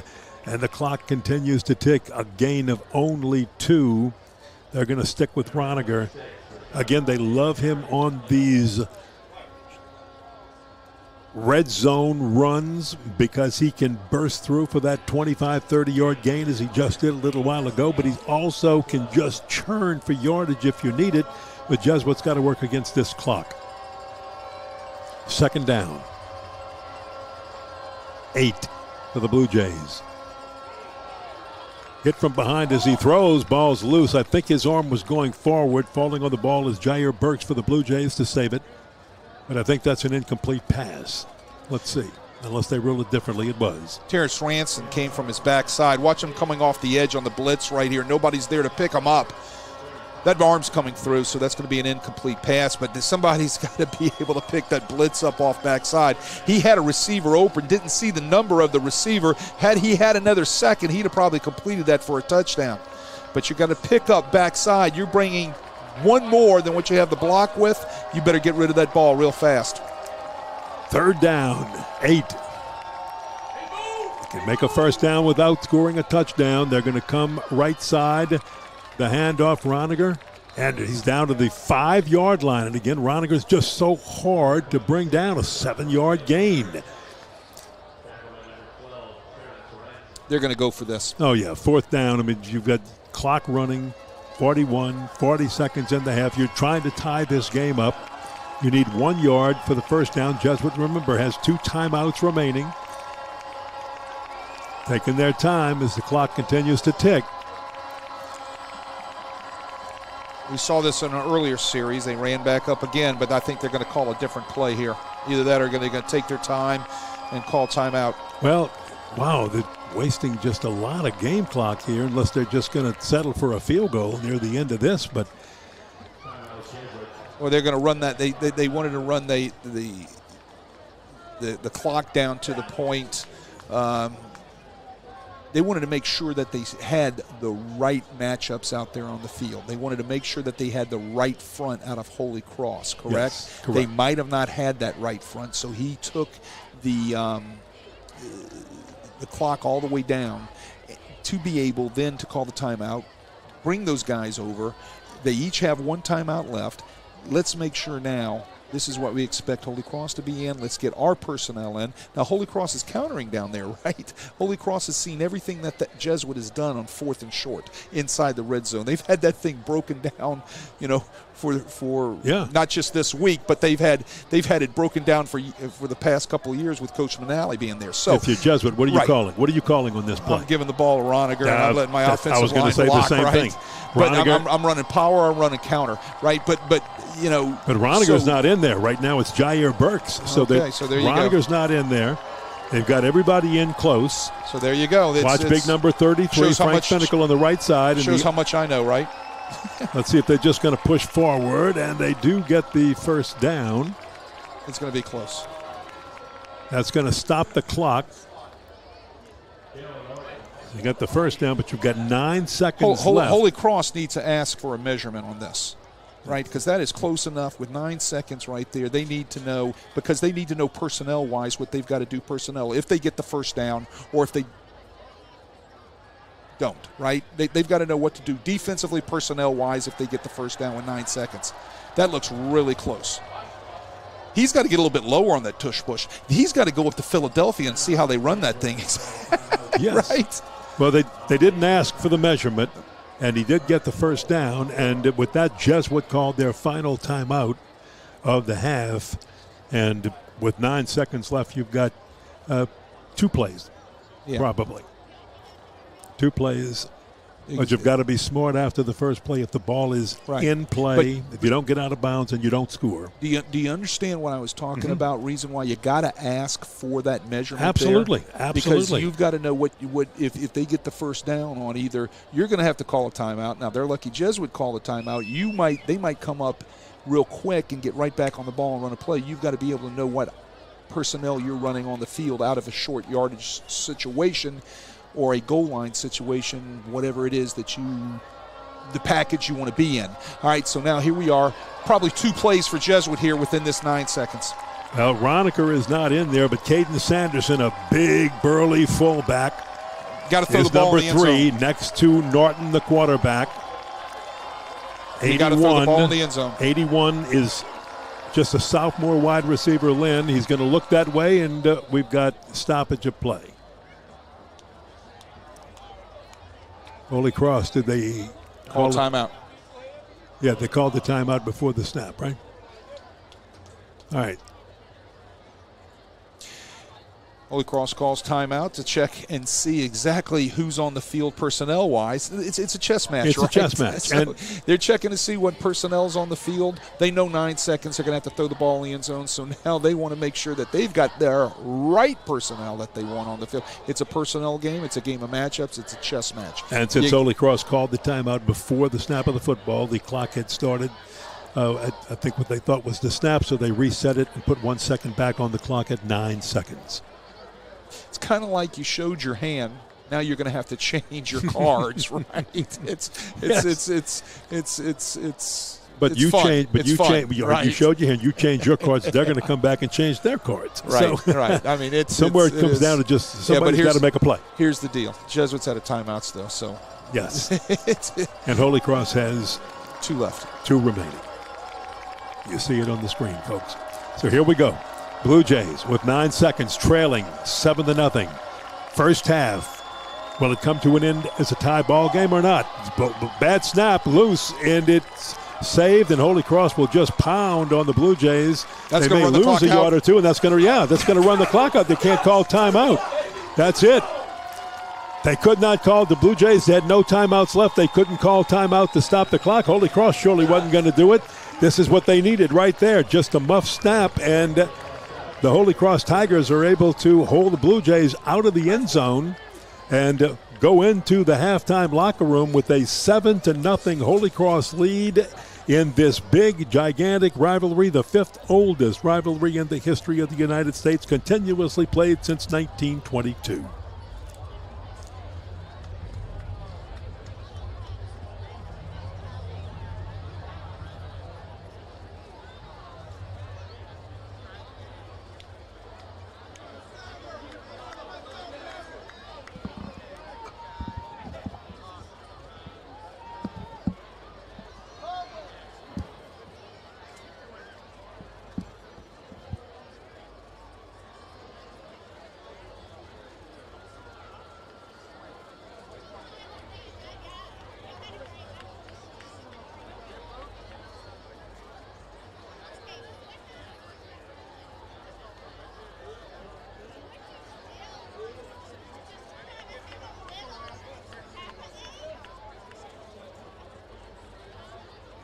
Ladies and gentlemen, Jesuit and Holy Cross are proud to announce their 2024 Legends of the Game.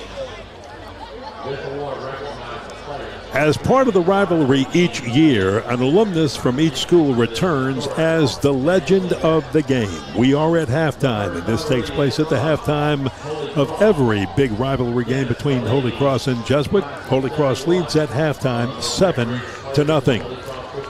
The Holy Cross legend of the game is Dennis Delaney, class of 1971. He is one of the most decorated players in Holy Cross football history. As a four-year letterman, Delaney was named preseason All-American prior to his senior season and concluded it with a Quad A Defensive MVP award, one of only two players in Holy Cross history to receive the honor.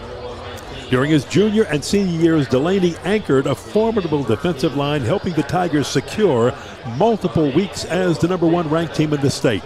He was a first-team defensive tackle on the state's Item All-City team in 1970 and a two-time All-State selection by the Louisiana Sports Writers Association. He also earned a spot on the 1970 Scholastic Coach All-American High School football team. Dennis Delaney played football on the offensive line at Tulane University and is an inductee in the Holy Cross Athletics Hall of Fame. The Jesuit legend of the game is Tommy Morrell, class of 1965, lettered in 4 sports for the Blue Jays and helped revolutionize Jesuit's offense as a standout wide receiver. He would go on to play at LSU, where one of his highlights came right here in New Orleans, catching a pair of fourth-quarter touchdown passes in the 1968 Sugar Bowl victory over the University of Wyoming. He left Baton Rouge as a single season and career leader catches. Is a single season and career leaders catches. He led those two categories when he graduated from LSU. Morrell was the first player from any Louisiana college to be drafted by the New Orleans Saints. Congratulations to Dennis Delaney, class of 1971, who played at Tulane, and to Tommy Morrell, class of 1965 for the Jesuit Blue Jays, who played at LSU. Our legends of the game for the Holy Cross Tigers and Jesuit Blue Jays, respectively.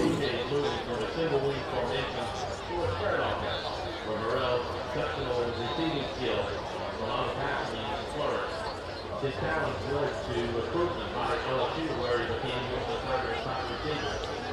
In the 1968 Sugar Bowl versus Wyoming, Morrell's fourth-quarter game-time and game-winning touchdown receptions secured the 2013 win for LSU. Final game was in the inaugural Peach Bowl, but fourth-quarter receptions proved pivotal in the Tigers' 31-27 come-from-behind victory over Florida State. Upon concluding his LSU playing days, he set both single season and career Tiger reception record. Morrell was the first player from LSU or any Louisiana college drafted by the New Orleans Saints.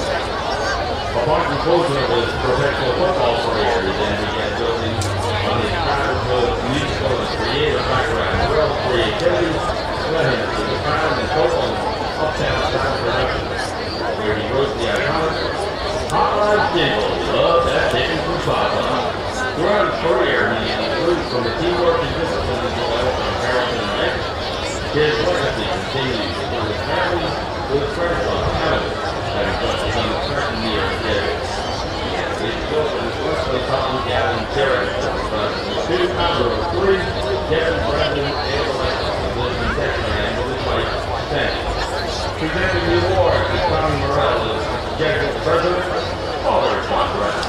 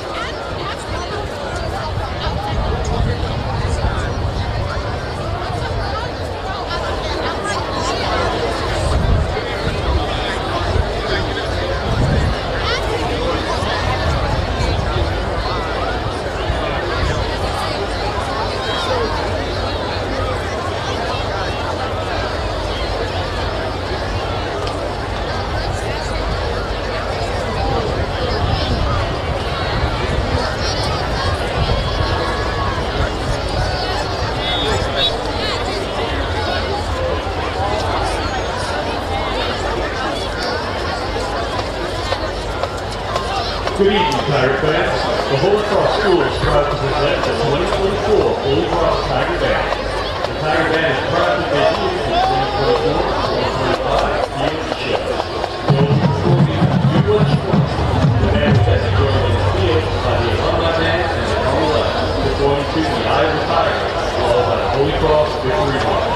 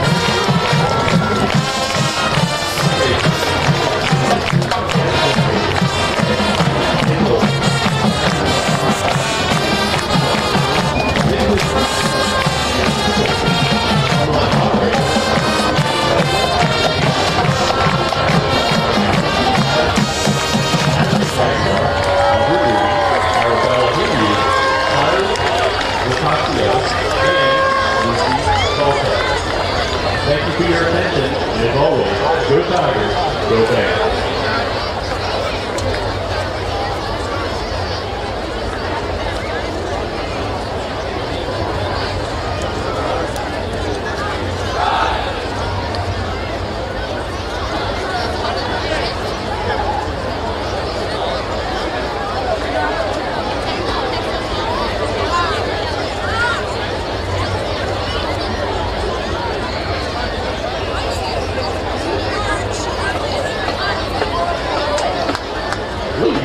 Ladies and gentlemen, boys and girls, for your halftime enjoyment, please welcome to the field the Jesuit High School Blue Jay Marching Band and JS Dance Team. The band is under the field direction of Senior Drum Major Frank Young, and the JS are led by Senior Dance Captain Taylor Sturka. Tonight, the band will perform the first movement from their 2024-2025 field show titled Dream, featuring the music from Imagine Dragons. We now invite you to sit back, relax, and enjoy the show.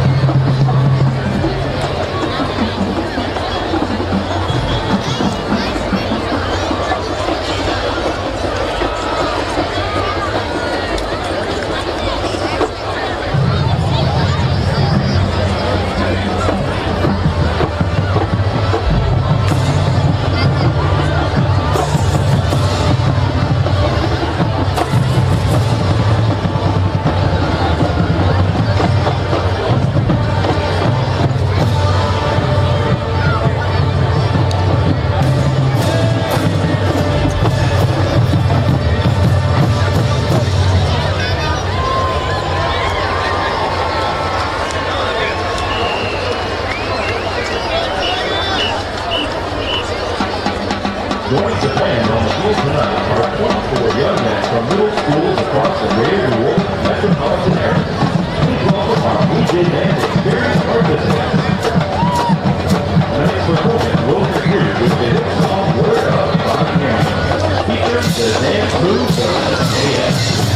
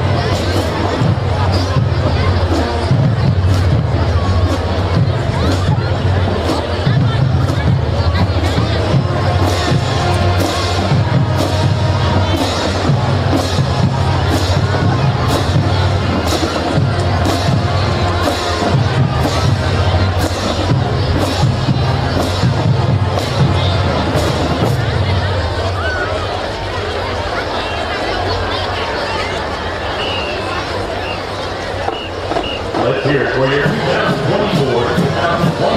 Jesuit High School Blue Jay marching band. Next week in the junior band. Band is instructed by band director Joe Hoover and associate band director Jason Giacone. The bands are coached by Ms. Erin Castillo, Ms. Madison Javette, and Marie Dubois.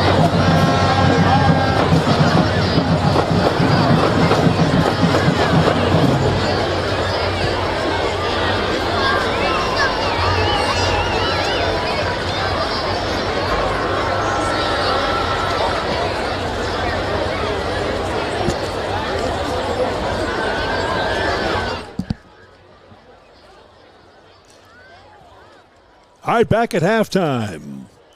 Holy Cross leading Jesuit 7-0 in the fifth oldest continuous rivalry played in the United States of America. A half of football to go. Wade Kaiser, your thoughts on the first half? Well, I tell you what, this thing started off quick with Holy Cross, and then all of a sudden they've kind of put the brakes on, right? And you know, they scored right off the bat. You take a look at the halftime stats right there. You look at the rushing by both teams. You know, Jesuit all of a sudden has found a rushing game, right? 121 yards to Holy Cross's 97. But like I said, Roniger got about 40 of that. But like I said, Holy Cross started off in a flurry and just still haven't found that gear for the rest of the half. You know, Jesuits kind of found something they can put their hat on, but they continually get into short yardage situations and make mistakes, right? You know, credit defense.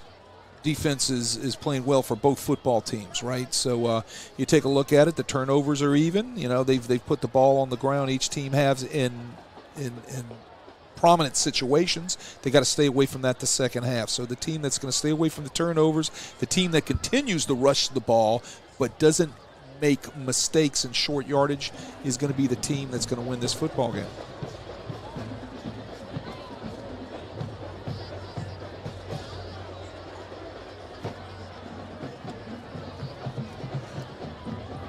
Well, one of the things that I think Scott Watney would tell his Holy Cross Tigers after getting off to a 1-3 start is this has happened before.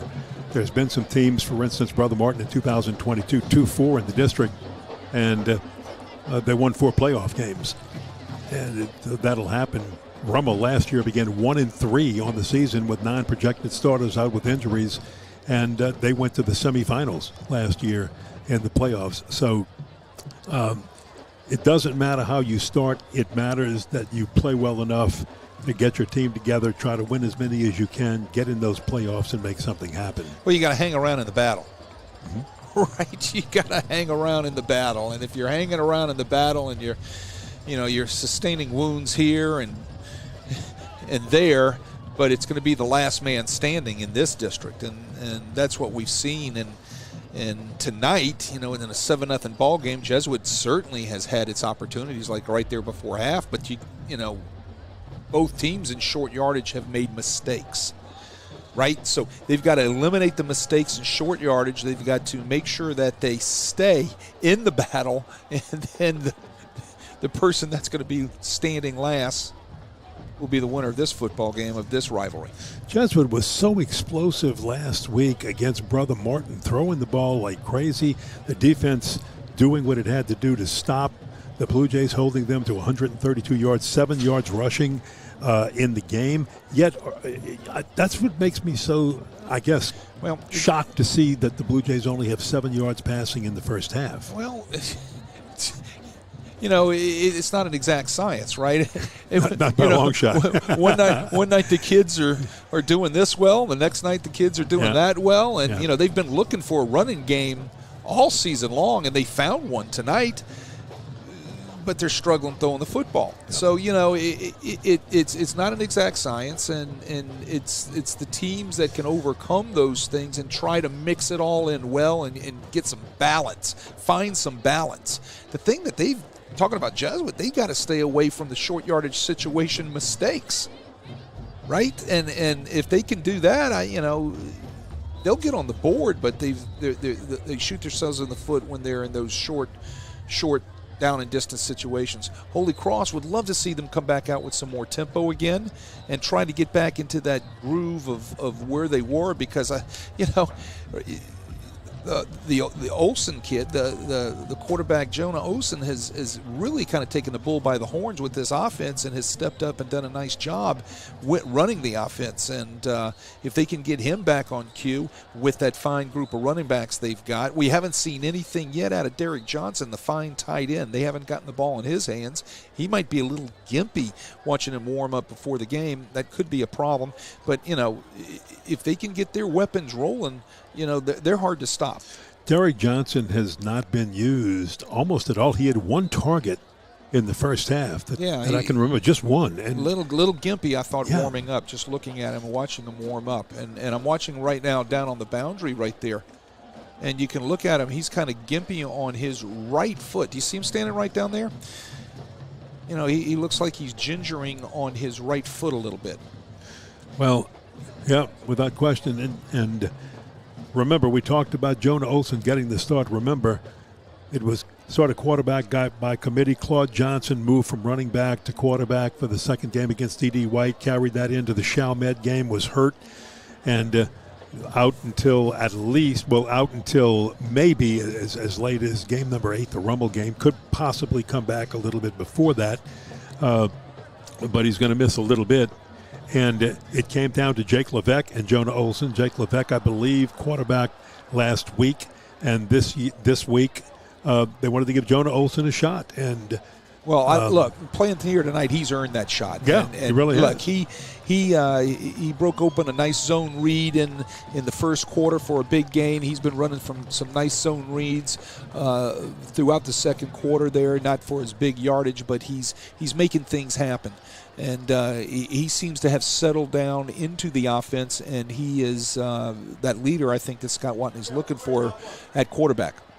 Well, it's going to be interesting to see because Scott Watney challenged him and said, we need someone at that quarterback slot to take command. So Jonah Olsen has, I think, in the first half taken command of this team. And, again, the offense gave you 134 yards, 97 rushing.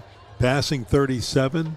It's been, I think, as you watch Jonah Olsen, they're playing it pretty safe with the kind of passes they're asking him to throw and letting him get adjusted into the role of quarterback. But it's going to be Jonah Olsen and Jake Levesque, two seniors that have to carry this club until Claude Johnson comes back. And then if Claude Johnson comes back and he's healthy, he can come back at running back. And now you've got 3 running backs and you've got a wide open offense with, goodness, you got Wildcats and everything else, which is possible. Holy Cross did that once tonight with Caden Ando. Well, it's an offense that scores 20.7 points a game, right? They're continually looking for answers of how to get explosive plays. They haven't had that all year long, and tonight they're still searching of how to get those big explosive plays. You get explosive plays by getting explosive people into space, and Holy Cross will continue to look for that in the second half.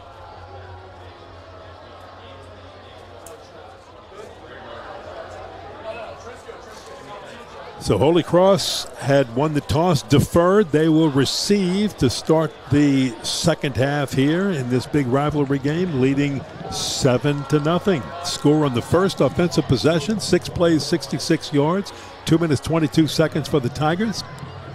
And Holy Cross from the 1-yard line. And the Tigers with a pretty good return. Holy Cross. Joshua Brown on that return. He was looking for a hole right there, Wade. Brings it back to the 25, so not bad.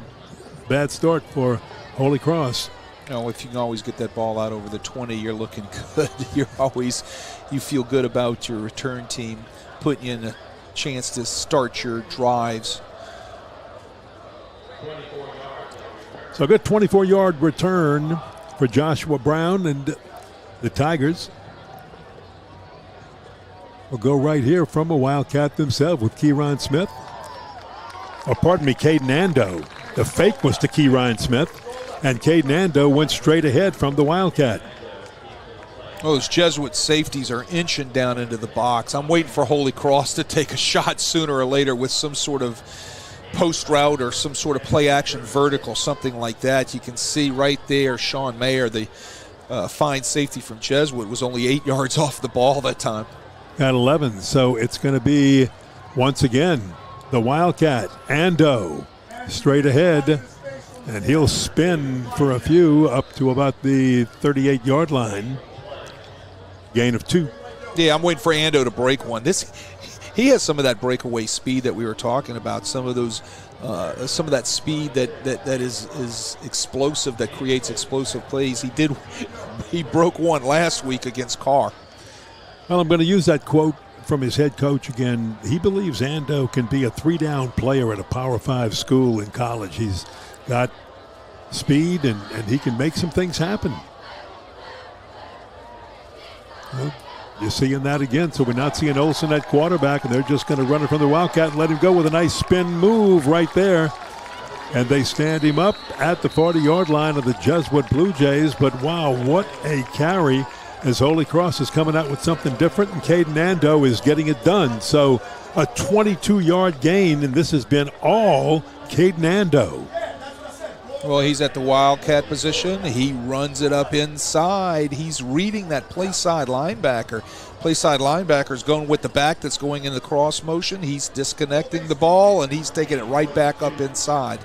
Been faking to Keyron Smith, number 4, the second of 3 good running backs. Claude Johnson injured being there. There's the fake again to him, and it'll be another keeper. You know, basically it turns into quarterback power. They're bringing the backside guard around. He's wrapping up onto the linebacker to put the extra body there, but the extra body's gone, right? Because he's taking the fake of the back that's running across the formation.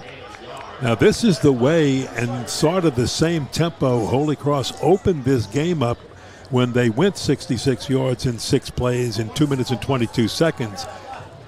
We're not looking for speed, but they were getting plays in and out faster, executing, getting yardage, keeping the Jesuit defense on its toes, and seems like they're doing that here. This time the give to Keyron Smith, and Smith is down to the 35-yard line of the Blue Jays. Well, it's going to set up 3rd down and 6, right? And he's inside the chains. This allows you as an offensive coordinator to choose from a lot of things. RPO passes, RPO runs, right? Play action passes. A lot of things on that card you can choose from. Vance Andre has the chance now because he's inside the chains and a manageable 3rd down. And you look at that number 4 on that jersey right now. Now Jonna Olsen comes in as the quarterback with 3 wideouts to the left side. So that's the options you were talking about. He will hand off straight ahead, and there's a second effort. Gets the 1st down, past the 30, past the 25, and he keeps going. My goodness. What a tricky play. Keyron Smith with a 13-yard gain. Now, deceptive speed, he's got a 4.4 40. He can move it. Well, they got a hat on a hat.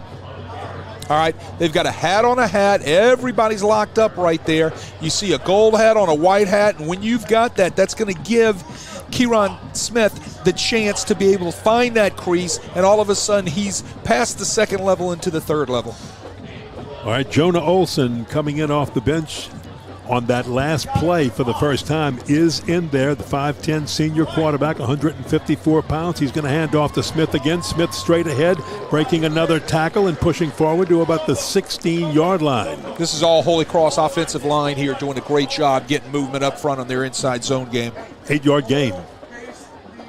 There's another look at it.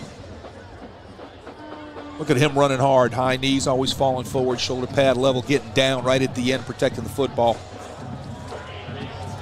Smith, and then here we'll have the shotgun again, Wildcat again, and the fake to Smith, and Ando will take it straight ahead, and he will move the chains.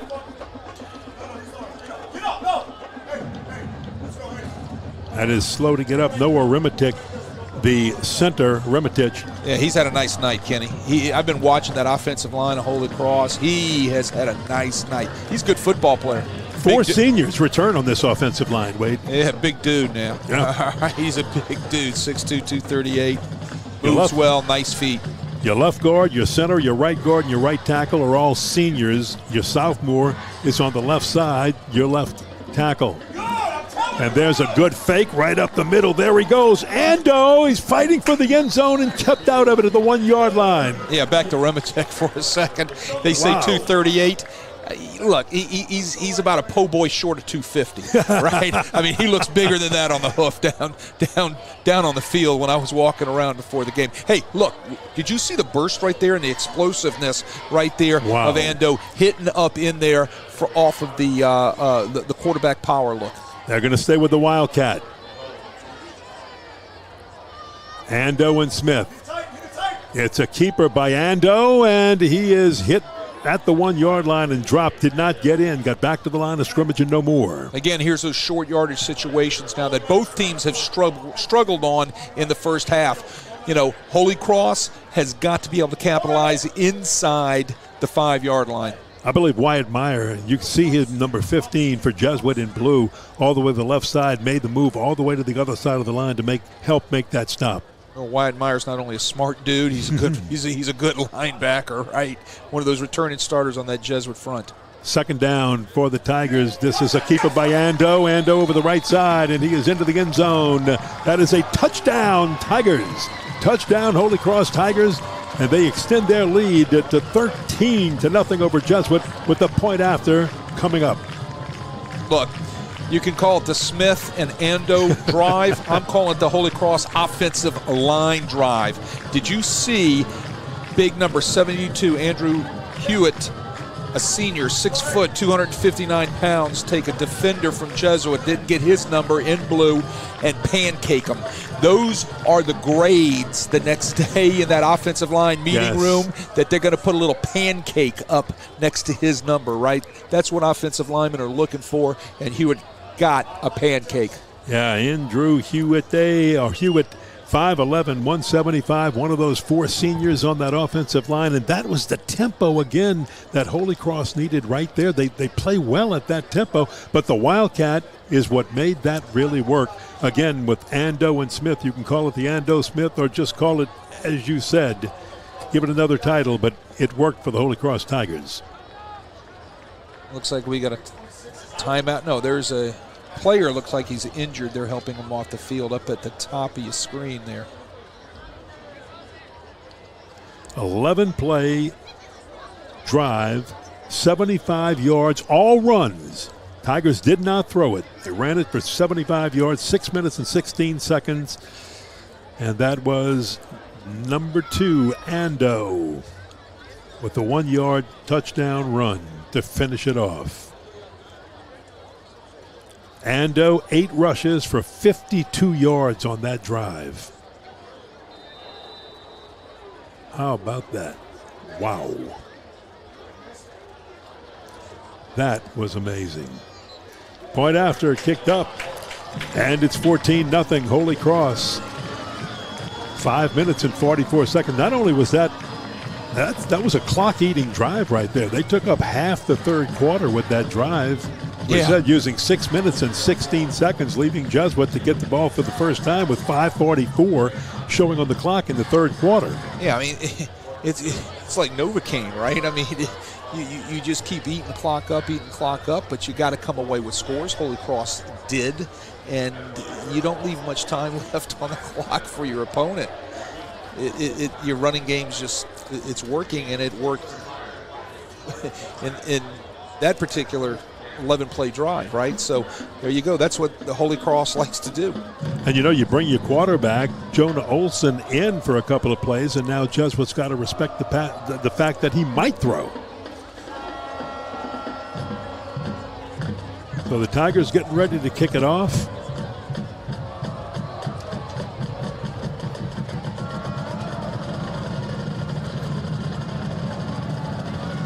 Jair Burks is one of the real deep backs. Noah Mora will send it, and Burks will let it sail over his head and out of the back of the end zone. It's a good leg. Yeah, it's a huge weapon right now. By Noah Burks. Your opponent's always I'm sorry, I'm saying Noah Burks. Neil Mora. Right. Yeah. And Noel Moore. I'll get that right. Just stay with me. We have one of these every game. Noel Moore. No relation, by the way, I am told, to former Saints head coach Jim Mora. Well, I knew you knew that. You knew I was going to ask. You're going to ask, right? But what I was trying to say is you have such a weapon when you can put the ball in the end zone. You let your defense have 80 yards to their back, right? That's a huge uplifting presence for a defense. Taylor Norton. Will he start throwing real long now? He will on first down, and he has a receiver and a first down as the Jays come out throwing that ball with a good strike, that time to Roman Lowry. Lowry very, very silent in the first half of this football game. I don't think he had a catch. He did not have a catch in the first half. Runs great routes, great hands, solid receiver. He's one of those returning starters from last year, 6'1", 170 pounds. He had a couple of catches last week against Brother Martin for about 70 yards. Looks like there was a penalty. They're going to tack something on, 15 yards, probably some sort of personal foul. Didn't see the call. So, yeah, Roman Lowry, who has got great hands.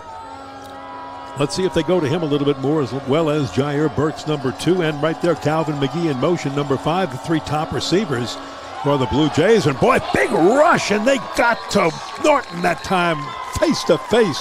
Kaboom! What a hit, my goodness, by John Best. Oh, John Best puts his shoulder pads in his ribs, and he just blows up Taylor Norton right here. Let's take another look at it. Maybe we can get it. He's going to come free. Somebody missed an assignment up front. Let's see if we can get it right here. Boom, there it is. He beats the left tackle, and then bang. Norton got that ball away, so it's going to be incomplete.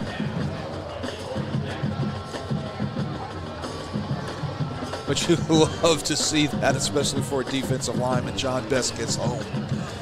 Wow. Well, that'll bring up second down, 10. Norton with the drop. He's got all day to look and throw, and he overshoots the intended receiver, Calvin McGee, who was double covered. Well, scissors route by the 2 receivers down here at the bottom. You can see McGee does another double move to the inside. They love the double move with Calvin McGee. Nobody in the white jerseys bites for it. Great coverage by the secondary of Holy Cross. Third down, 10 for the Blue Jays. Good field position right here at their own 46, but they've got to move the chains. So they're going to need 10 on this one, not to have to punt it away. Norton again with plenty of time. Finally a little pressure, and he throws incomplete, looking for Roman Lowry again. So he was targeted twice on that series. Caught one, couldn't catch up to the other. He sailed the ball on Lowry. Lowry was in the intermediate route right on the boundary. He hit that last week a couple of times against Brother Martin.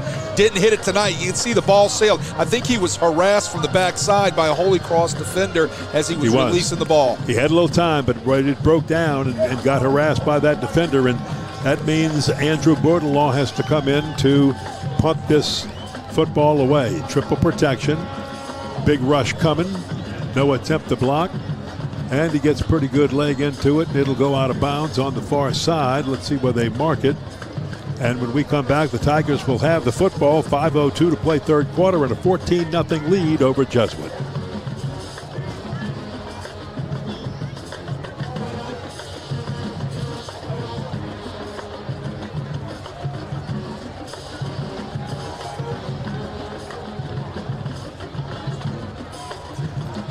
Tonight's coverage on Crescent City Sports is brought to you by Game On Social Hub at 2421 Veterans in Kenner, with a full-service restaurant, arcade games, bowling, axe throwing, and laser tag. Game On has it all. They're open till midnight tonight and on Monday nights from 6 to 7. Join Ken Trahan and special guests for live football conversation on 106.1 The Ticket right up to the Monday night game. So Holy Cross has it. First and 10 after the Jesuit punt, and they get a run out of Keyron Smith. Yeah, they're right back to the yardage. running game. Well, it's been working. You might as well go back to it. I want to go back to that. Did I hear axe throwing? Yeah, I wanted to get back to that too. That's why I slowed down on that. I want to go throw some axes. That sounds like a lot of fun. I just want to be far away as I watch you do it. There you go. Not within distance. Let's put it that way. Oh, here's a toss, and it's just a wounded duck up in the air, and maybe a catch by Jaden Chambers, I believe. Yeah, Jaden Chambers, the junior wide receiver. Well, Meyer blitzes there. Nobody touches him. He's going to come free off the edge, and he hits Olsen. Ball floats up in the air, but a Holy Cross receiver comes down with the ball, which was Claude Johnson. Oh, Jonah Olsen. Jonah. You got him, Jonah Olsen. Right. Chambers. Yeah, there we go. They had the Wildcat, and that's. Now they're going to go with the Wildcat again. Yep. Ando will take it, will keep it. Fakes to Key Ryan Smith again, and he's just trying to move the chains. Did he move him? Yes, says the official. He moves him. He got to the 30-yard line. So you can see what Holy Cross would like to do. They're going to. They love this Wildcat. They'll put it in the hands of their two good runners, and they'll eat a lot of clock. They got a 14-0 lead, and 3.5 minutes to play in the third quarter. Well, I'm telling you, right about now, turning on his jets right now is Zyron Forstall. He's made a few tackles in the last series, and that made a tackle in that series. Holy Cross is going to have to get a body on number 0. Yeah. He's turned his jets on a little bit. Looks like he lined up in the neutral zone right there. Yeah, that's going to cost him. But this Holy Cross came in here with two. Nope. Got illegal procedure. You know, they lost Cole Canatella. He graduated last year. He had started since a sophomore. He was very familiar, got the Holy Cross Tigers deep into the playoffs last year. This year it was going to be either Jonah Olsen or Jake Levesque. Both have had opportunities. This is Olsen's opportunity tonight. Claude Johnson, a third running back with the two names you're hearing tonight moving forward. All right, that got some of the penalty yardage back, but not a lot. Maybe a yard or two. And now Holy Cross is looking at second down, and they continue to use this Wildcat this far behind the chains. Second down and 14. Well, there's one way to block Zyron Forstall if you don't get a body on him is you read him. You run zone read to his side, right? So either he collapses down and takes the back and the quarterback, or the Wildcat pulls the ball, or he sits there and plays the quarterback and you give the ball to the halfback. If you can't block him with your body, then you're going to have to read him with some sort of option. Well, here's your quarterback, Jonah Olsen, in, and he throws one quickly and throws it away. So, again, you see who pressured that? 0. Zyron Forstall. He gets his hands up into the face. The left tackle has trouble handling him off the rush. That was Andrew Hewitt. And the ball just floats out of Olsen's hands. And now they're looking at third and long. They're behind the chains. That is not where you want to be if you're a running football team. Cole Todd is a defensive lineman, number 70, and he's brought in on that left side to help a little bit. He's playing at that left tackle spot in place of Ashton Harris. They'll try the right end run from that, and it's not going to go very far. Key Ryan Smith. Oh, the Tigers are going to have to punt it away. Well, you don't do yourself. You're a north and south running football team, right? Yes. And Holy Cross isn't doing themselves any favors by running east and west and trying to make short throws. If they're going to throw the football, I'd love to see them take that RPO or that play action pass and try to get those safeties loosened up a little bit by trying to take that shot. That's the type of throw that I would like to see done right there. Running east and west isn't in their forte. They're a north-south running football team. Yes. Oh, they got the punter. There's the flag, and you're going to have either running into or roughing the punter. So Holy Cross will get the first down anyway. It's not going to matter whatever happened. Maybe not. Let's see.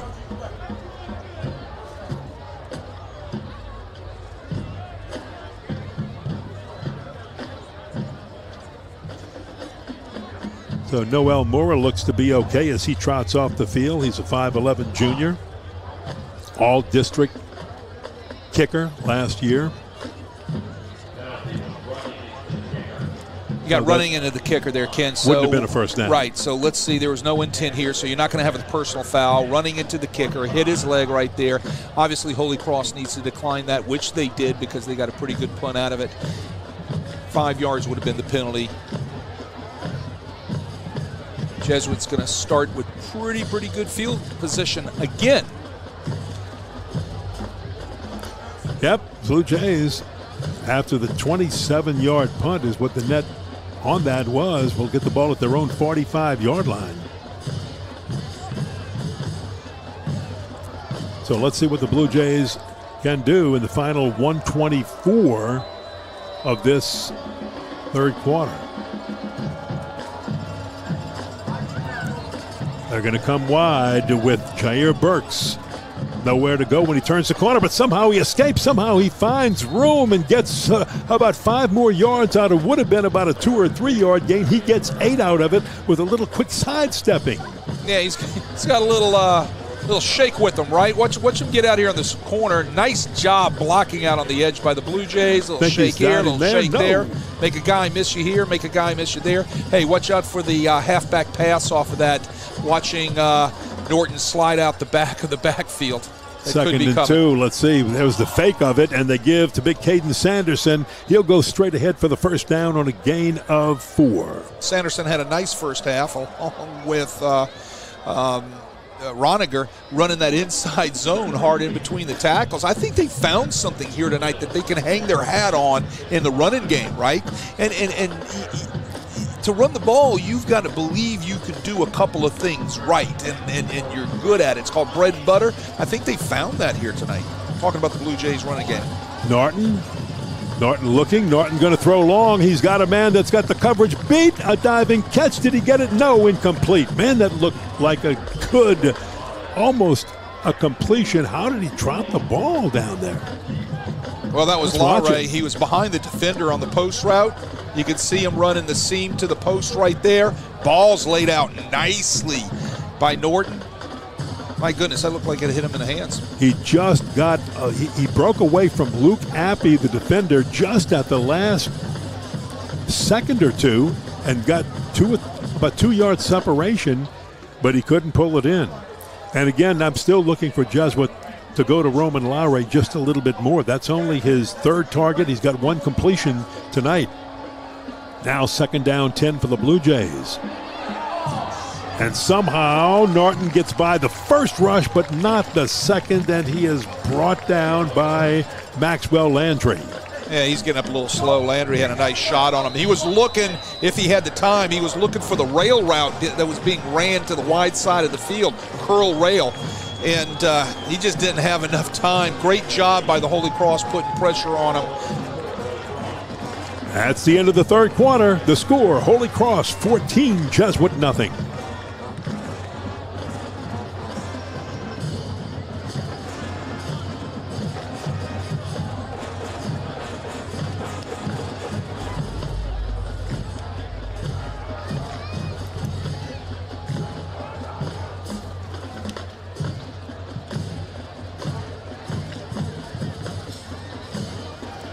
Earlier tonight, the Great American Rivalry Series honored the top senior scholar athlete from each team. Holy Cross's Joshua Adams Jr.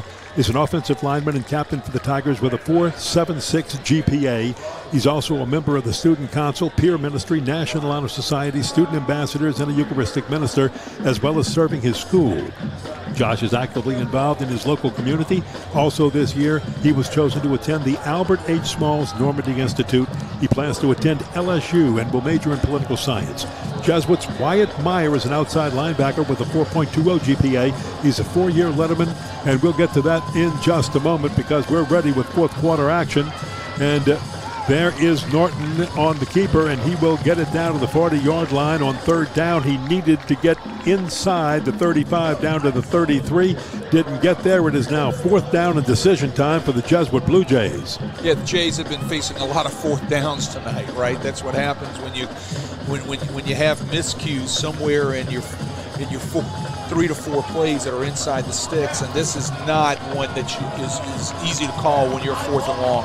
They've got to go for it. Fourth down for the Jesuit Blue Jays. 4th and 6. Norton, empty backfield. He will throw long, and it is broken up just on the last minute by Joshua Brown, and a flag comes out. They may call pass interference. Wow. The coaches from Holy Cross going crazy here in the press box. Well, we'll take a look at it again. They're going to probably call Joshua Brown getting there a little too early. Let's take a look at it. Great protection right there by the Jays. Holy Cross brings 2 linebackers on the blitz. Ooh, got there a second early.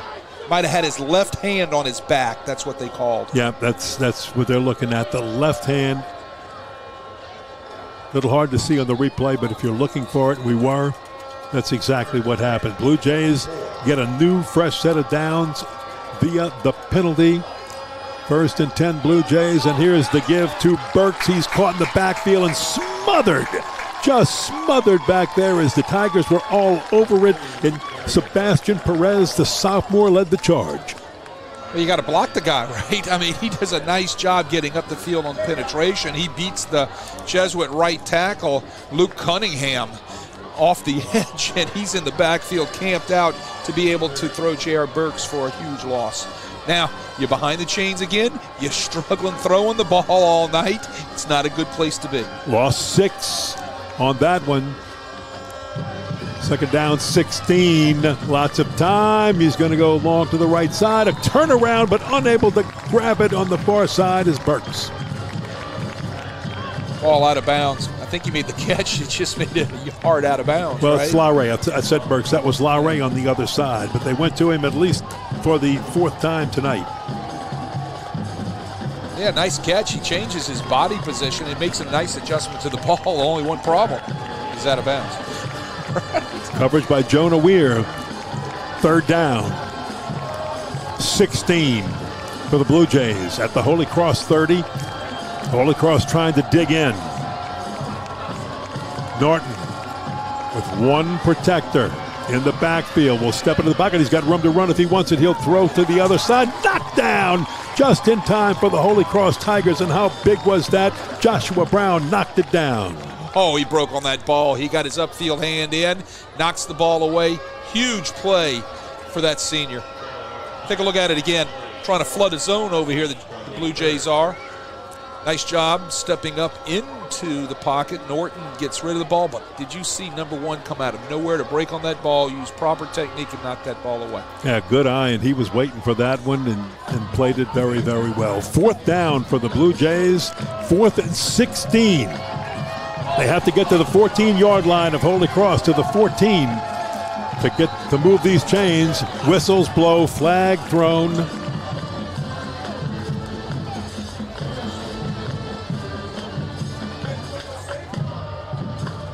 I don't think they had the right number of players on the field. They might have had 12 people on the field. Didn't get off before he snapped the ball. There it is right there.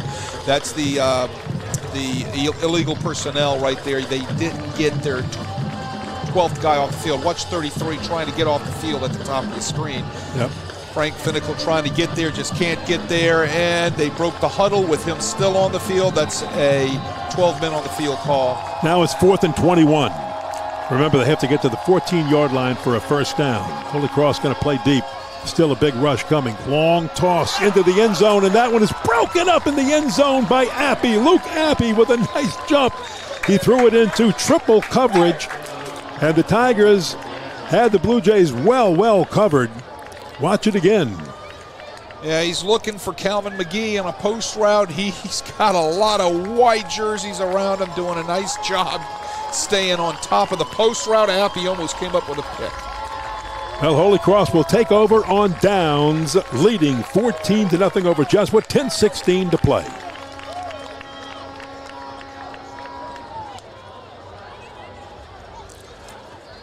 Well, here come the Tigers, and when you can get a turnover on downs like that 2nd time, each team turned it over once on downs in the 1st half. And now the Holy Cross Tigers, who showed they can play pretty good ball control, let's see if they can eat up a lot of this clock like they have earlier in the game. So, again, out of the Wildcat, and out of that Wildcat for the Tigers, it's Ando straight ahead. Yeah, well, they're That's what they want to do. They feel they can do that. They feel they can take that 10 minutes down to maybe about 5 by a nice long drive. But if they can put one in the end zone, they can put the nail in the coffin. If they can drive the ball, burn the clock, come away with points. But that drive or that play resulted in 0 yardage. Second down 10. They'll use the Wildcat again. That was a snap that was a little high to the left, and Ando just pulled it down right in front of Keyron Smith and then gave the defense a lot of time to adjust, and they smothered him, and he'll lose some yardage on that. Left on the clock. Keyron Smith right on the side of him. Let's see if Olsen will go. Here comes a big blitz. He's going to hand off to Smith, and Smith running around the right side is past the 40-yard line, and it is going to be short of a first down. Boy, that's where that lost yardage hurt you. Oh, great run. He stayed in bounds, too. Clock's still running. Smart play by, that senior, or junior, I'm sorry. And he does a nice job staying in bounds, getting in bounds. It's going to force, a punt. But what he did is he picked up valuable yardage to put it back in between the sticks again. So now with your punting team, you can probably, hopefully, flip the field. Fourth down. And the Tigers, Noel Mora gets good leg into it, pulled down at the 18-yard line of the Jesuit Blue Jays. A 40-yard punt, and a flag is thrown on the return. It was Lowry on the return, I believe, wasn't it? You can probably have a horse collar, most likely, here. Wow. That would be my best educated guess. Let's see if we can see it on our replay. Great shot by our crew here tonight. Absolutely. And there it is. You see how he's reaching up with his right hand, grabs him by the top where the nameplate would be, and pulls him down. Boy, pulled him down right on him, too, so that hurt everybody involved. Tonight's coverage on Crescent City Sports is brought to you by the Lamarck Automotive Complex in Kenner. Lamarck Lincoln is the only Lincoln Black Label dealership in the market. It's more than ownership, it's membership. And as Ronnie says, must be a reason. Well, Blue Jays once again with good field position.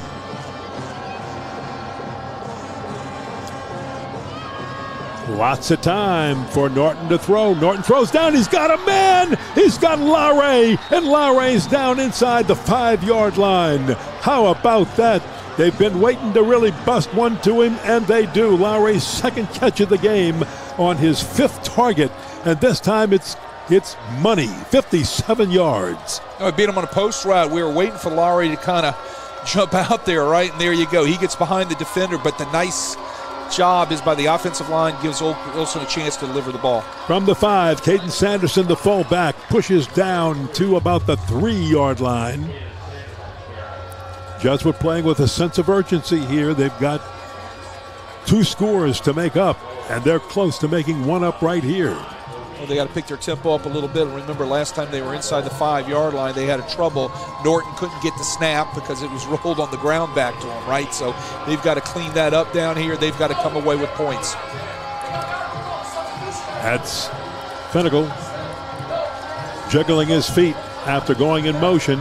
Here's the give straight ahead. A push and flags are thrown. He did not get in. He was held out of the end zone. Let's see. Hold on. Might have some sort of procedure penalty here.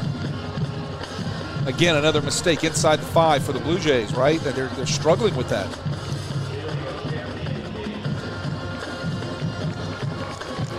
Okay, so they shift. Let's see the illegal shift. All right, there's the movement.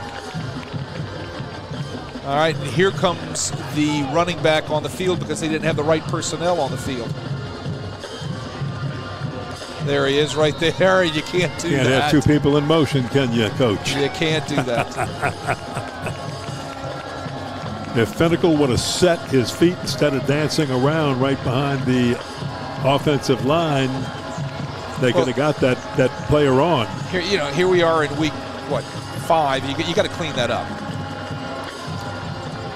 Right with the throw, and it is complete to Lowry. Lowry hit and stopped, held out of the end zone. So that'll bring up 3rd down. Watch Guidry drive this ball. Nice route, flat route. Here comes Guidry driving that like he shot out of a cannon. Nice job. Impressed with this Holy Cross secondary. They've played well all night. giving up that one deep pass, but other than that, they've been where they needed to be. Let their eyes do what they're supposed to do, take you to the ball. Let's see if they go back to Lowry, but McGee is the one on the right side right here. Not Lowry. Let's see what happens. They do substitute someone in very late. Here's the toss, wide open in the end zone, pulled in and caught by Frank Finnekel for the touchdown. He was wide open. That had to just be busted coverage down there for Finnekel to be that wide open because he was on that side of the line. Yeah, wide delay. What he does is he's going to delay a second, see him block, and sneak out. See it? Wide delay. Everybody's got that somehow in their repertoire of their passing game down inside the 5-yard line. Sometimes they drag them, sometimes they slip them out, sometimes you roll one way, throw back the other way, and that's what they did there. They had Finnekel just kind of delay and slip out, roll one way, threw it back to him. Nice execution by the Blue Jays. They're on the clock, 5:49. It's imperative Holy Cross now eat up some clock and some yardage. Ethan Kobos connects on the extra point, and it's a 4-play, 60-yard drive that took only 2 minutes and 15 seconds for the Jesuit Blue Jays. And a 4-yard pass to Frank Finnekel. That closed it, but Roman Lowry with 3 big targets and 2 catches on that, and his big play, his was the big one. So that made the difference on that 57, I believe it was.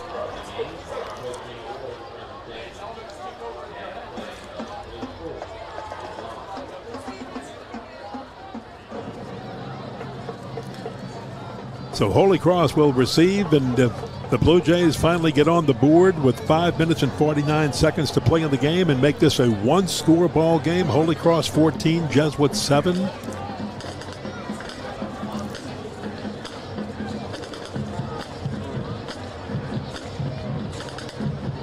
Got to be careful here on the kickoff now. Jesuit can do a lot of things with their kickoff. They can sky kick it. They can drive it hard down on the ground and make it pop up, right? So, it looks like Holy Cross has brought their hands team on the field, correct? Expecting some sort of sky kick or onside kick. Or at least a bloop. Only one possible receiver back at the 20, nobody behind him. And the Blue Jays fool him and kick it deep anyway and send it out of the end zone.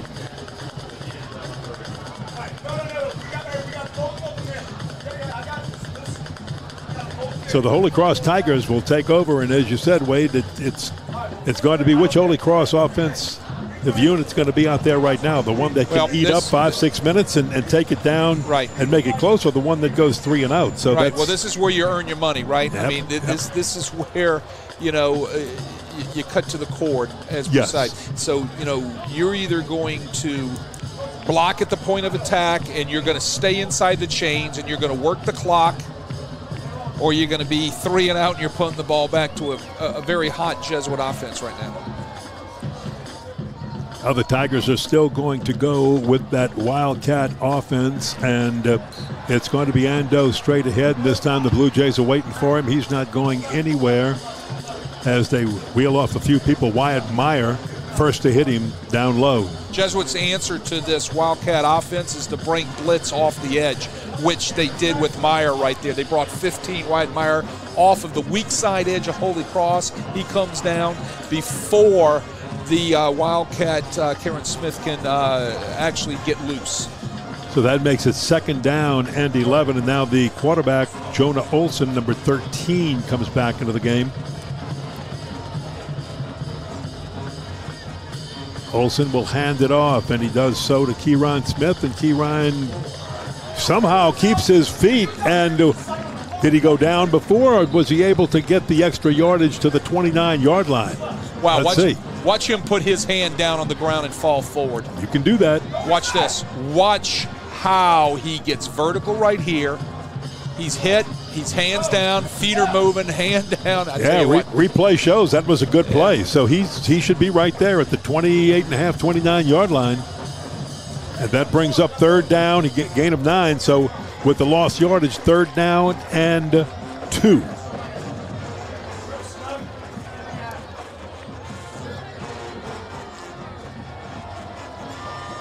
3rd and 2, a big 3rd down for the Holy Cross Tigers.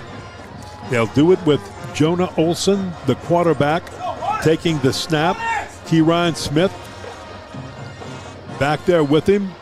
Blue Jays showing a blitz with Meyer again, and it is, again, Wyatt Meyer that blitzed from that right side and came in and made the stop, holding the Holy Cross Tigers out of first down territory. Jesuit has found something with Meyer coming from the field, a field blitz. Watch, this time strong side, field blitz. Nobody's touching him. He's coming down hard, slicing down hard, and taking the first threat, right? They found something they could hang their hat on, which is going to force a 4th down. Holy Cross is going to have to punt this ball back to Jesuit. Wow, you hate to see it for the Tiger fans. But this is exactly what the Blue Jays had to do. Noel Mora. And he shanks one. And it bites at the 50 and bounces back into Holy Cross territory. The Blue Jays of Jesuit will have a fabulous field position here after only a 21-yard punt. So Noel Mora, who's handling both duties tonight as kicker and punter. Yeah, that's when you go off the field on the opposite end of the head coach, right? Yeah. Oh, my goodness gracious. So look at this. Jesuit takes over at the HC 48-yard line with 3 minutes and 27 seconds to play. I would guess, since the Blue Jays have been moving with Norton throwing to Larray, watch it, all 3 timeouts remain for each team. So from the Holy Cross 48, Norton wants to throw on first down. He's going to run, he's ridden to the ground, and it's a loose football. Who's got it?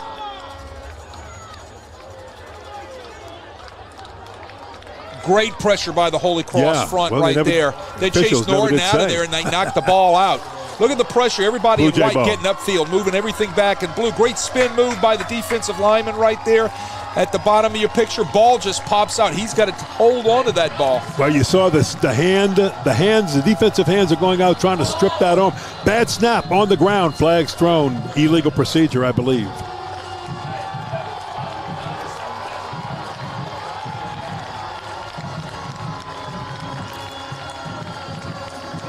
The Blue Jays kind of moving backwards on the last 2 plays, and they have moved themselves back into Jesuit territory at the Jesuit 43. This drive started at the Holy Cross 48. Past 2 series, they've had illegal procedure, they've had illegal shifts, and they have illegal substitutions. We're in week 5. These are things with 2:57 and running in a 7-point ball game you have got to get fixed. But one thing this Blue Jay team has shown, Taylor Norton can throw it long and big things can happen very quickly. He's going to throw it long again. Receiver goes down. It's intercepted. Coming back by the Tigers. Coming the other way, that's Cedric Harmon. Harmon going all the way for the touchdown. A pick 6 for Holy Cross and Cedric Harmon. Touchdown, Tigers.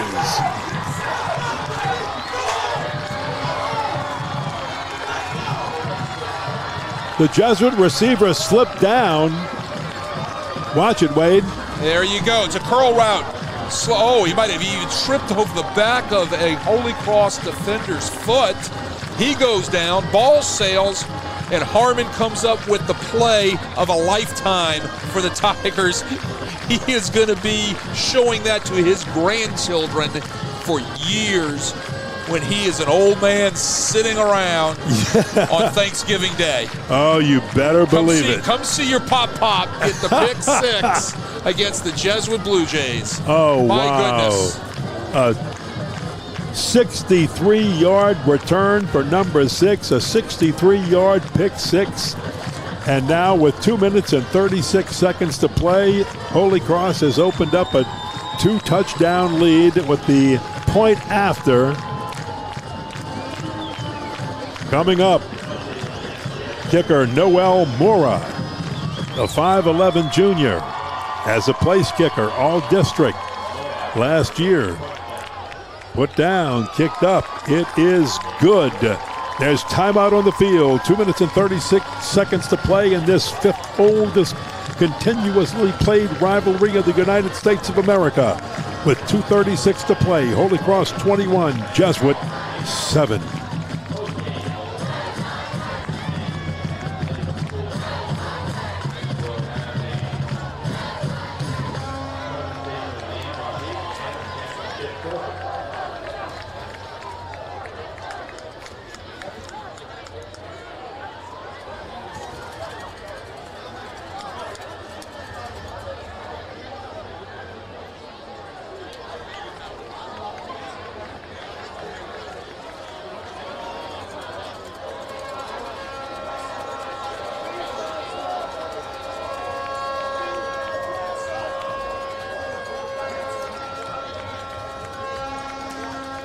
Well, Wade, here we go. 2 minutes and 36 seconds. Holy Cross has to kick off. The Blue Jays need some kind of a return. Yeah, they're going to have to set something up here and pop this thing to get them into some good field position, right? And this thing's not over. 2:36, and Jesuit has their bevy of timeouts left, so they need to score fast and quick. They've got the arm that can do it. Norton can throw that thing deep, and Calvin McGee can run out there and get it, and so can LaRay. So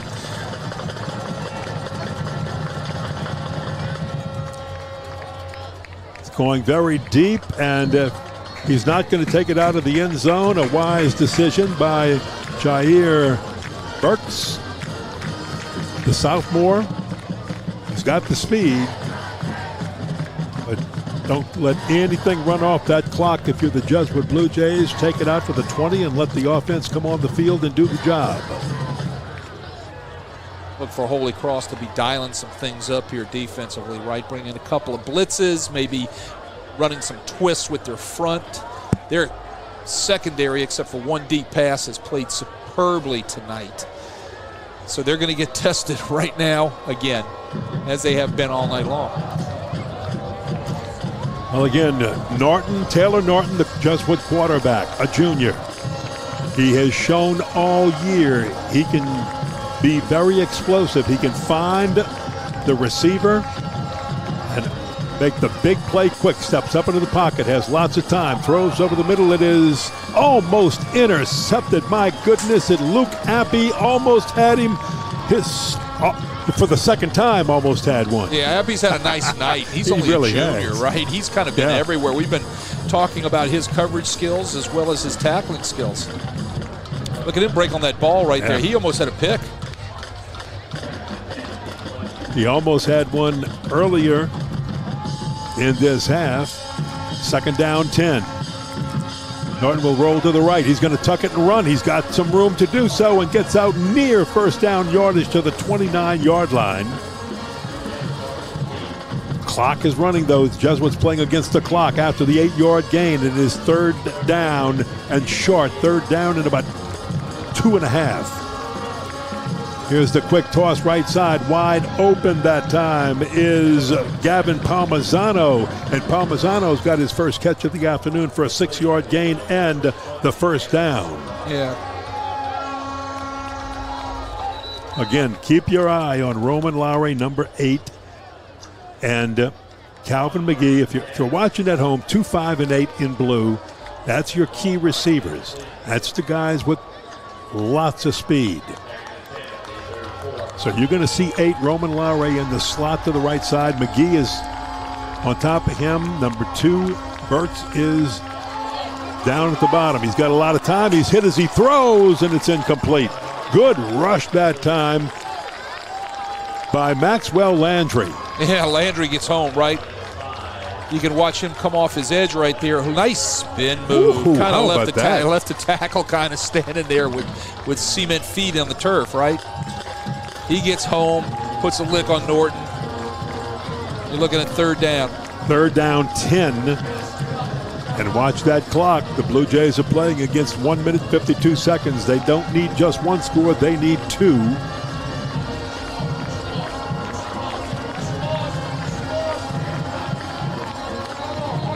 Flags thrown. That snap didn't get off legal procedure before.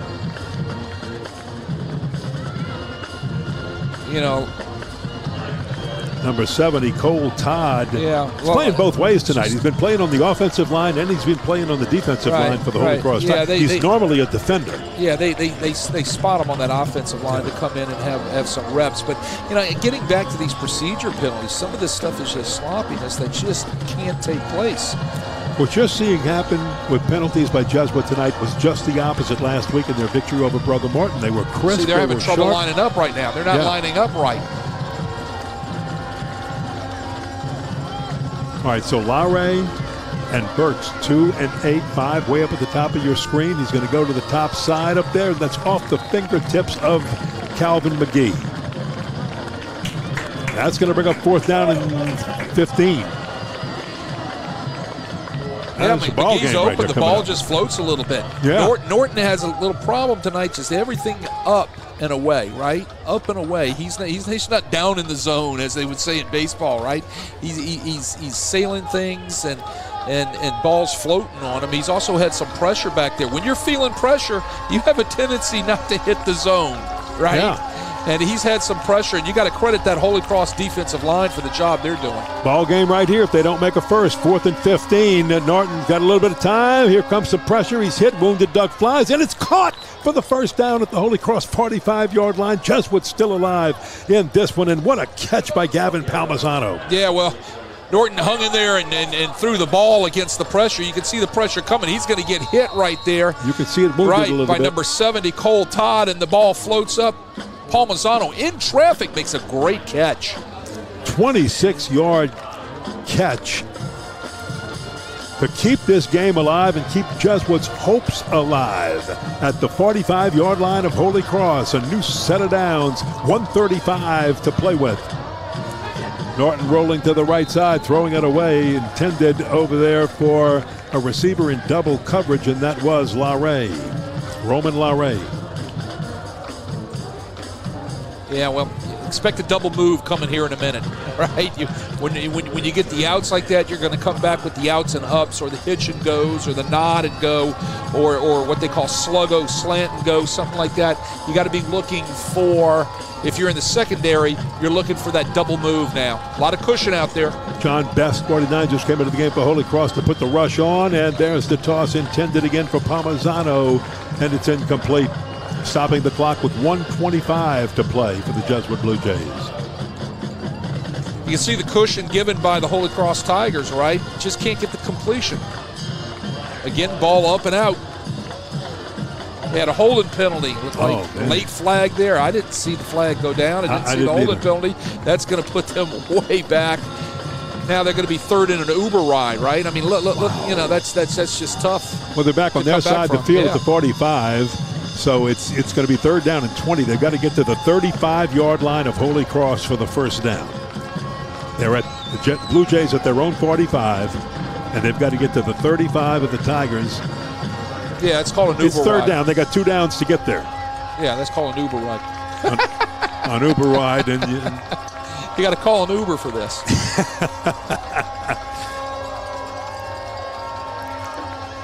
Look for Holy Cross to dial something up here. I don't think they're just going to sit in a 4-man rush or a 3-man rush. I think they're going to probably try to bring some pressure because of the way they have affected Norton all night. Well, as they take this time out, the Jesuit Blue Jays, after losing their season opener to Jesuit Dallas, reeled off 3 victories in a row, 3-1, and then a great victory last week to start District 9-5A play, and that puts them at 1-0. But want to remind you, too, to stay with us for the post-game presentation of awards, including the gold in football. Win or lose, the way these two schools get together at the end of this rivalry game and this rivalry series that's been going on since 1922 is very, very, very special. And I want you to see that. So Jesuit, again, not showing, I don't think, the crispness. You saw the game. You did the game last week. Right. I watched it on tape. Well, Norton was crisper. Norton was crisper. And tonight he's had trouble, as I said. He's not in the zone, or should I say the ball isn't down where it needs to be. He's sailed a lot of rings. But look, you got to credit Holy Cross for a lot of that because they've been getting to him and tapping on him all night or just plain out hitting him. So when you're a quarterback and you're sitting back there, I don't care how good you are, and if people are getting to you and you're feeling hands on you and they're pushing you and you're shoving you and all of a sudden, boom, you're going to take a hit, you're going to be a little iffy with delivering that football, and he's been iffy tonight. He hasn't been the same guy we saw against Brother Martin last week. All right, 2 downs to make up 20 yards, but only 1:25 to play with. So here's Norton. A lot of people piled up. There's the catch and a good spin move at the end. He made him a bunch of it and a good catch on the right side. And that's exactly what the Blue Jays needed. Calvin McGee grabs it. Got all the penalty yards back, 13 yards. They needed 20, so it's going to be 4th down and 7. Holy Cross rushes 4, drops 7 into coverage right there. They tried a little twist up front. They couldn't get home. They bought Norton enough time. When he has enough time and he's not getting harassed, he can deliver that football. He delivered it now. Here's the play of the game for Jesuit. You see the first down marker at the Holy Cross 35-yard line. 4th down and 7. A lot of cushion back there for Holy Cross. I'd like to see him play a little bit tighter here. They do tighten up right there. Tighten up right there. They heard you, Coach. Here is Harton. He's got a lot of time. He can run for it if he wants. He doesn't. He throws. It is incomplete, and that is it. Incomplete. Jesuit will turn it over on downs, and Holy Cross can take victory formation for the final 1 minute 11 seconds and pick up their 3rd victory over the Jesuit Blue Jays in a row. They won twice last year, breaking a 5-game losing streak, once in the playoffs, once in regular season, and they come back to pull a stunner here and just kind of get Holy Cross back on track if they can just kneel it out and hold on to this 21-7 lead. They should be able to kneel this thing out, even though Jesuit's got 2 timeouts. Well, Holy Cross started this season dropping a tough one to E.D. White. They went 0-1. They came back to beat De La Salle, then lost to Chalmette on a scoop and score, and they had lost in that game their great quarterback and runner Claude Johnson. And I think they were in a little bit of a funk with that going into the Carr game last week, even though they took advantage of Carr miscues and took a 20-0 lead. Carr answered with 45 unanswered in the second half and won 45-20. Holy Cross fell to 1-3, but the Tigers, as the clock ticks under a minute, is about to see their record go to 2-3 on the season and 1-1 in conference play after the loss to Carr last week. They come back with the victory over Jesuit. The Blue Jays will up their record to 3-2. So the Jesuit record will now be 3-2, and they will also be 1-1 in District 9 5A. And don't forget, stay with us for the Golden Football, the alma maters for both schools. Something very special to watch, especially for alumni of both schools. Now you hear it, cheer, cheer for Old Holy Cross, the Notre Dame Victory March with the words for the Holy Cross Tigers. Most of the words very much the same as that of the University of Notre Dame. The golden helmets brought back to Holy Cross by Coach Henry, the late Coach Henry Rando. When he was the coach at Holy Cross, he wanted to bring that back and restore some of the connection with Holy Cross and Notre Dame for alumni around the world watching.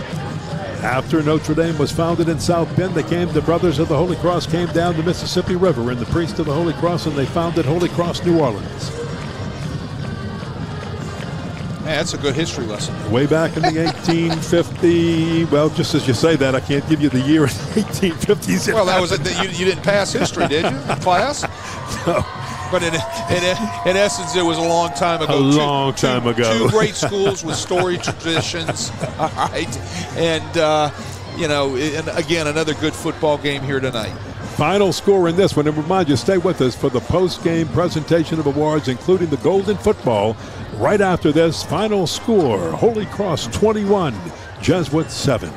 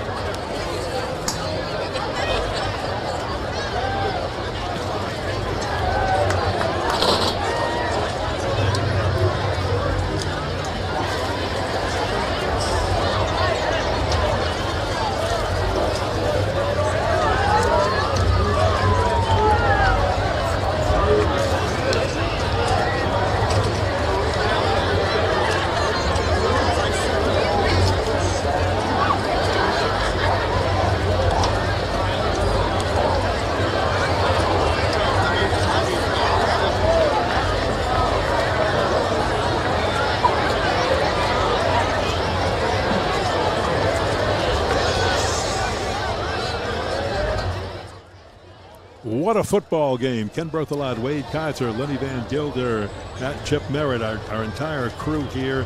How fun was this one to watch? Holy Cross 21, Jesuit 7. Holy Cross now 2-3 on the year. Jesuit 3-2 on the year. Both teams 1-1 in District 9-5A. And if you're listening anywhere around the world, District 9-5A in New Orleans, sometimes known as the old City League, it's the Catholic League. That's equivalent to the SEC West in college football. Well, wow. When you play in this league, well, look, there are no easy weeks. You don't get a breather. It's a topsy-turvy league because you have great coaching, great players, institutions that care about the game of football as well as all sports, plus education. And so you're going to have games like this, and Holy Cross has done a nice job here tonight. And let's listen in on our PA system that will be. Let's join Doug Morrow. Yeah. Let's join Doug Morrow, who will take us through the presentation of the Golden Football, our PA announcer tonight. Distributed to members of the media here in attendance for the selection of our game MVP. Tonight's vote, after tallying, will go to, from Holy Cross High School, number 2, Caden Enda. Congratulations to Caden Enda.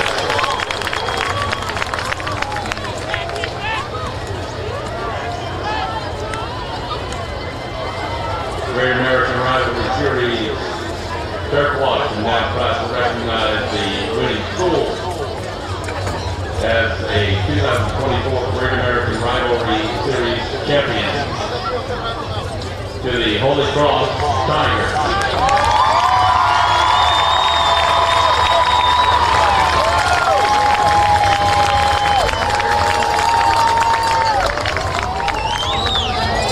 And in 2006, the Golden Football Trophy, donated by the Donovan family, was created to remain with the winning school until next year's game. At this time, Jesuit Athletic Director Dave Morrow will present the Golden Football to Holy Cross Athletic Director Mr. Kirkwood.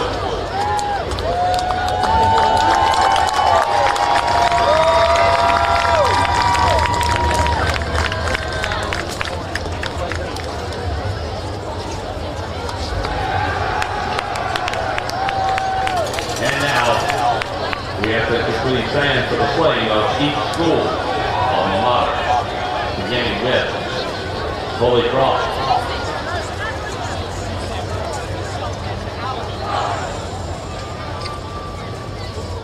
Now we'll have the playing and singing of the alma maters for both schools, Holy Cross and Jesuit.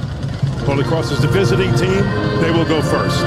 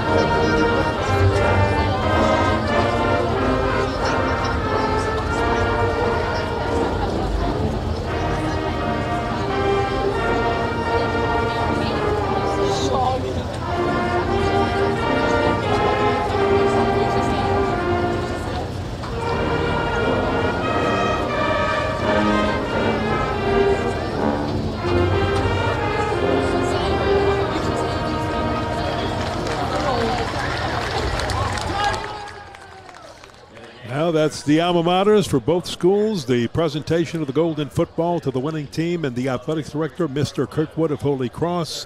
And before that, they announced the Great American Rivalry Series Most Valuable Player, Caden Ando of Holy Cross. 16 rushes tonight for 71 yards and a touchdown, but more importantly, his running of the Wildcat, his presence back there and running that Wildcat offense took the pressure off an inexperienced quarterback for Holy Cross in Olson and really played a big role in winning this game. Your thoughts, Wade? Right, yeah, very well deserved. He had a big night. The Holy Cross offensive line, I thought, was very impressive. Did a great job all night kind of handling physically that Jesuit defensive line. A little too many mistakes by Jesuit tonight in short yardage situations and down inside the 5-yard line to come away with the win. Holy Cross, very, very good job tonight doing what they do, running the football. And like we said, Mr. Ando had a great night running that football behind that offensive line. Well, that's going to wrap it up. The final score in this one again tonight was Holy Cross 21, Jesuit 7. Holy Cross 2-3 on the year. Jesuit now 3-2. Both teams 1-1 in District 9-5A. Congratulations to both teams on a hard-fought ball game and all of the winners with the Golden Football and MVP. Congratulations to them. I want to thank everybody for joining us tonight. We'll have more high school football action for you next Friday night with a good non-district matchup as the Archbishop Shaw Eagles of Coach Hank Tierney, what a job he's done, they head west to take on the St. James Wildcats. Our coverage will begin at 6:50 p.m. For Wade Kaiser and our entire Crescent City sports production team, I'm Ken Berthelot saying good night from New Orleans. Once again, the final score, the Holy Cross Tigers 21, the Jesuit Blue Jays 7.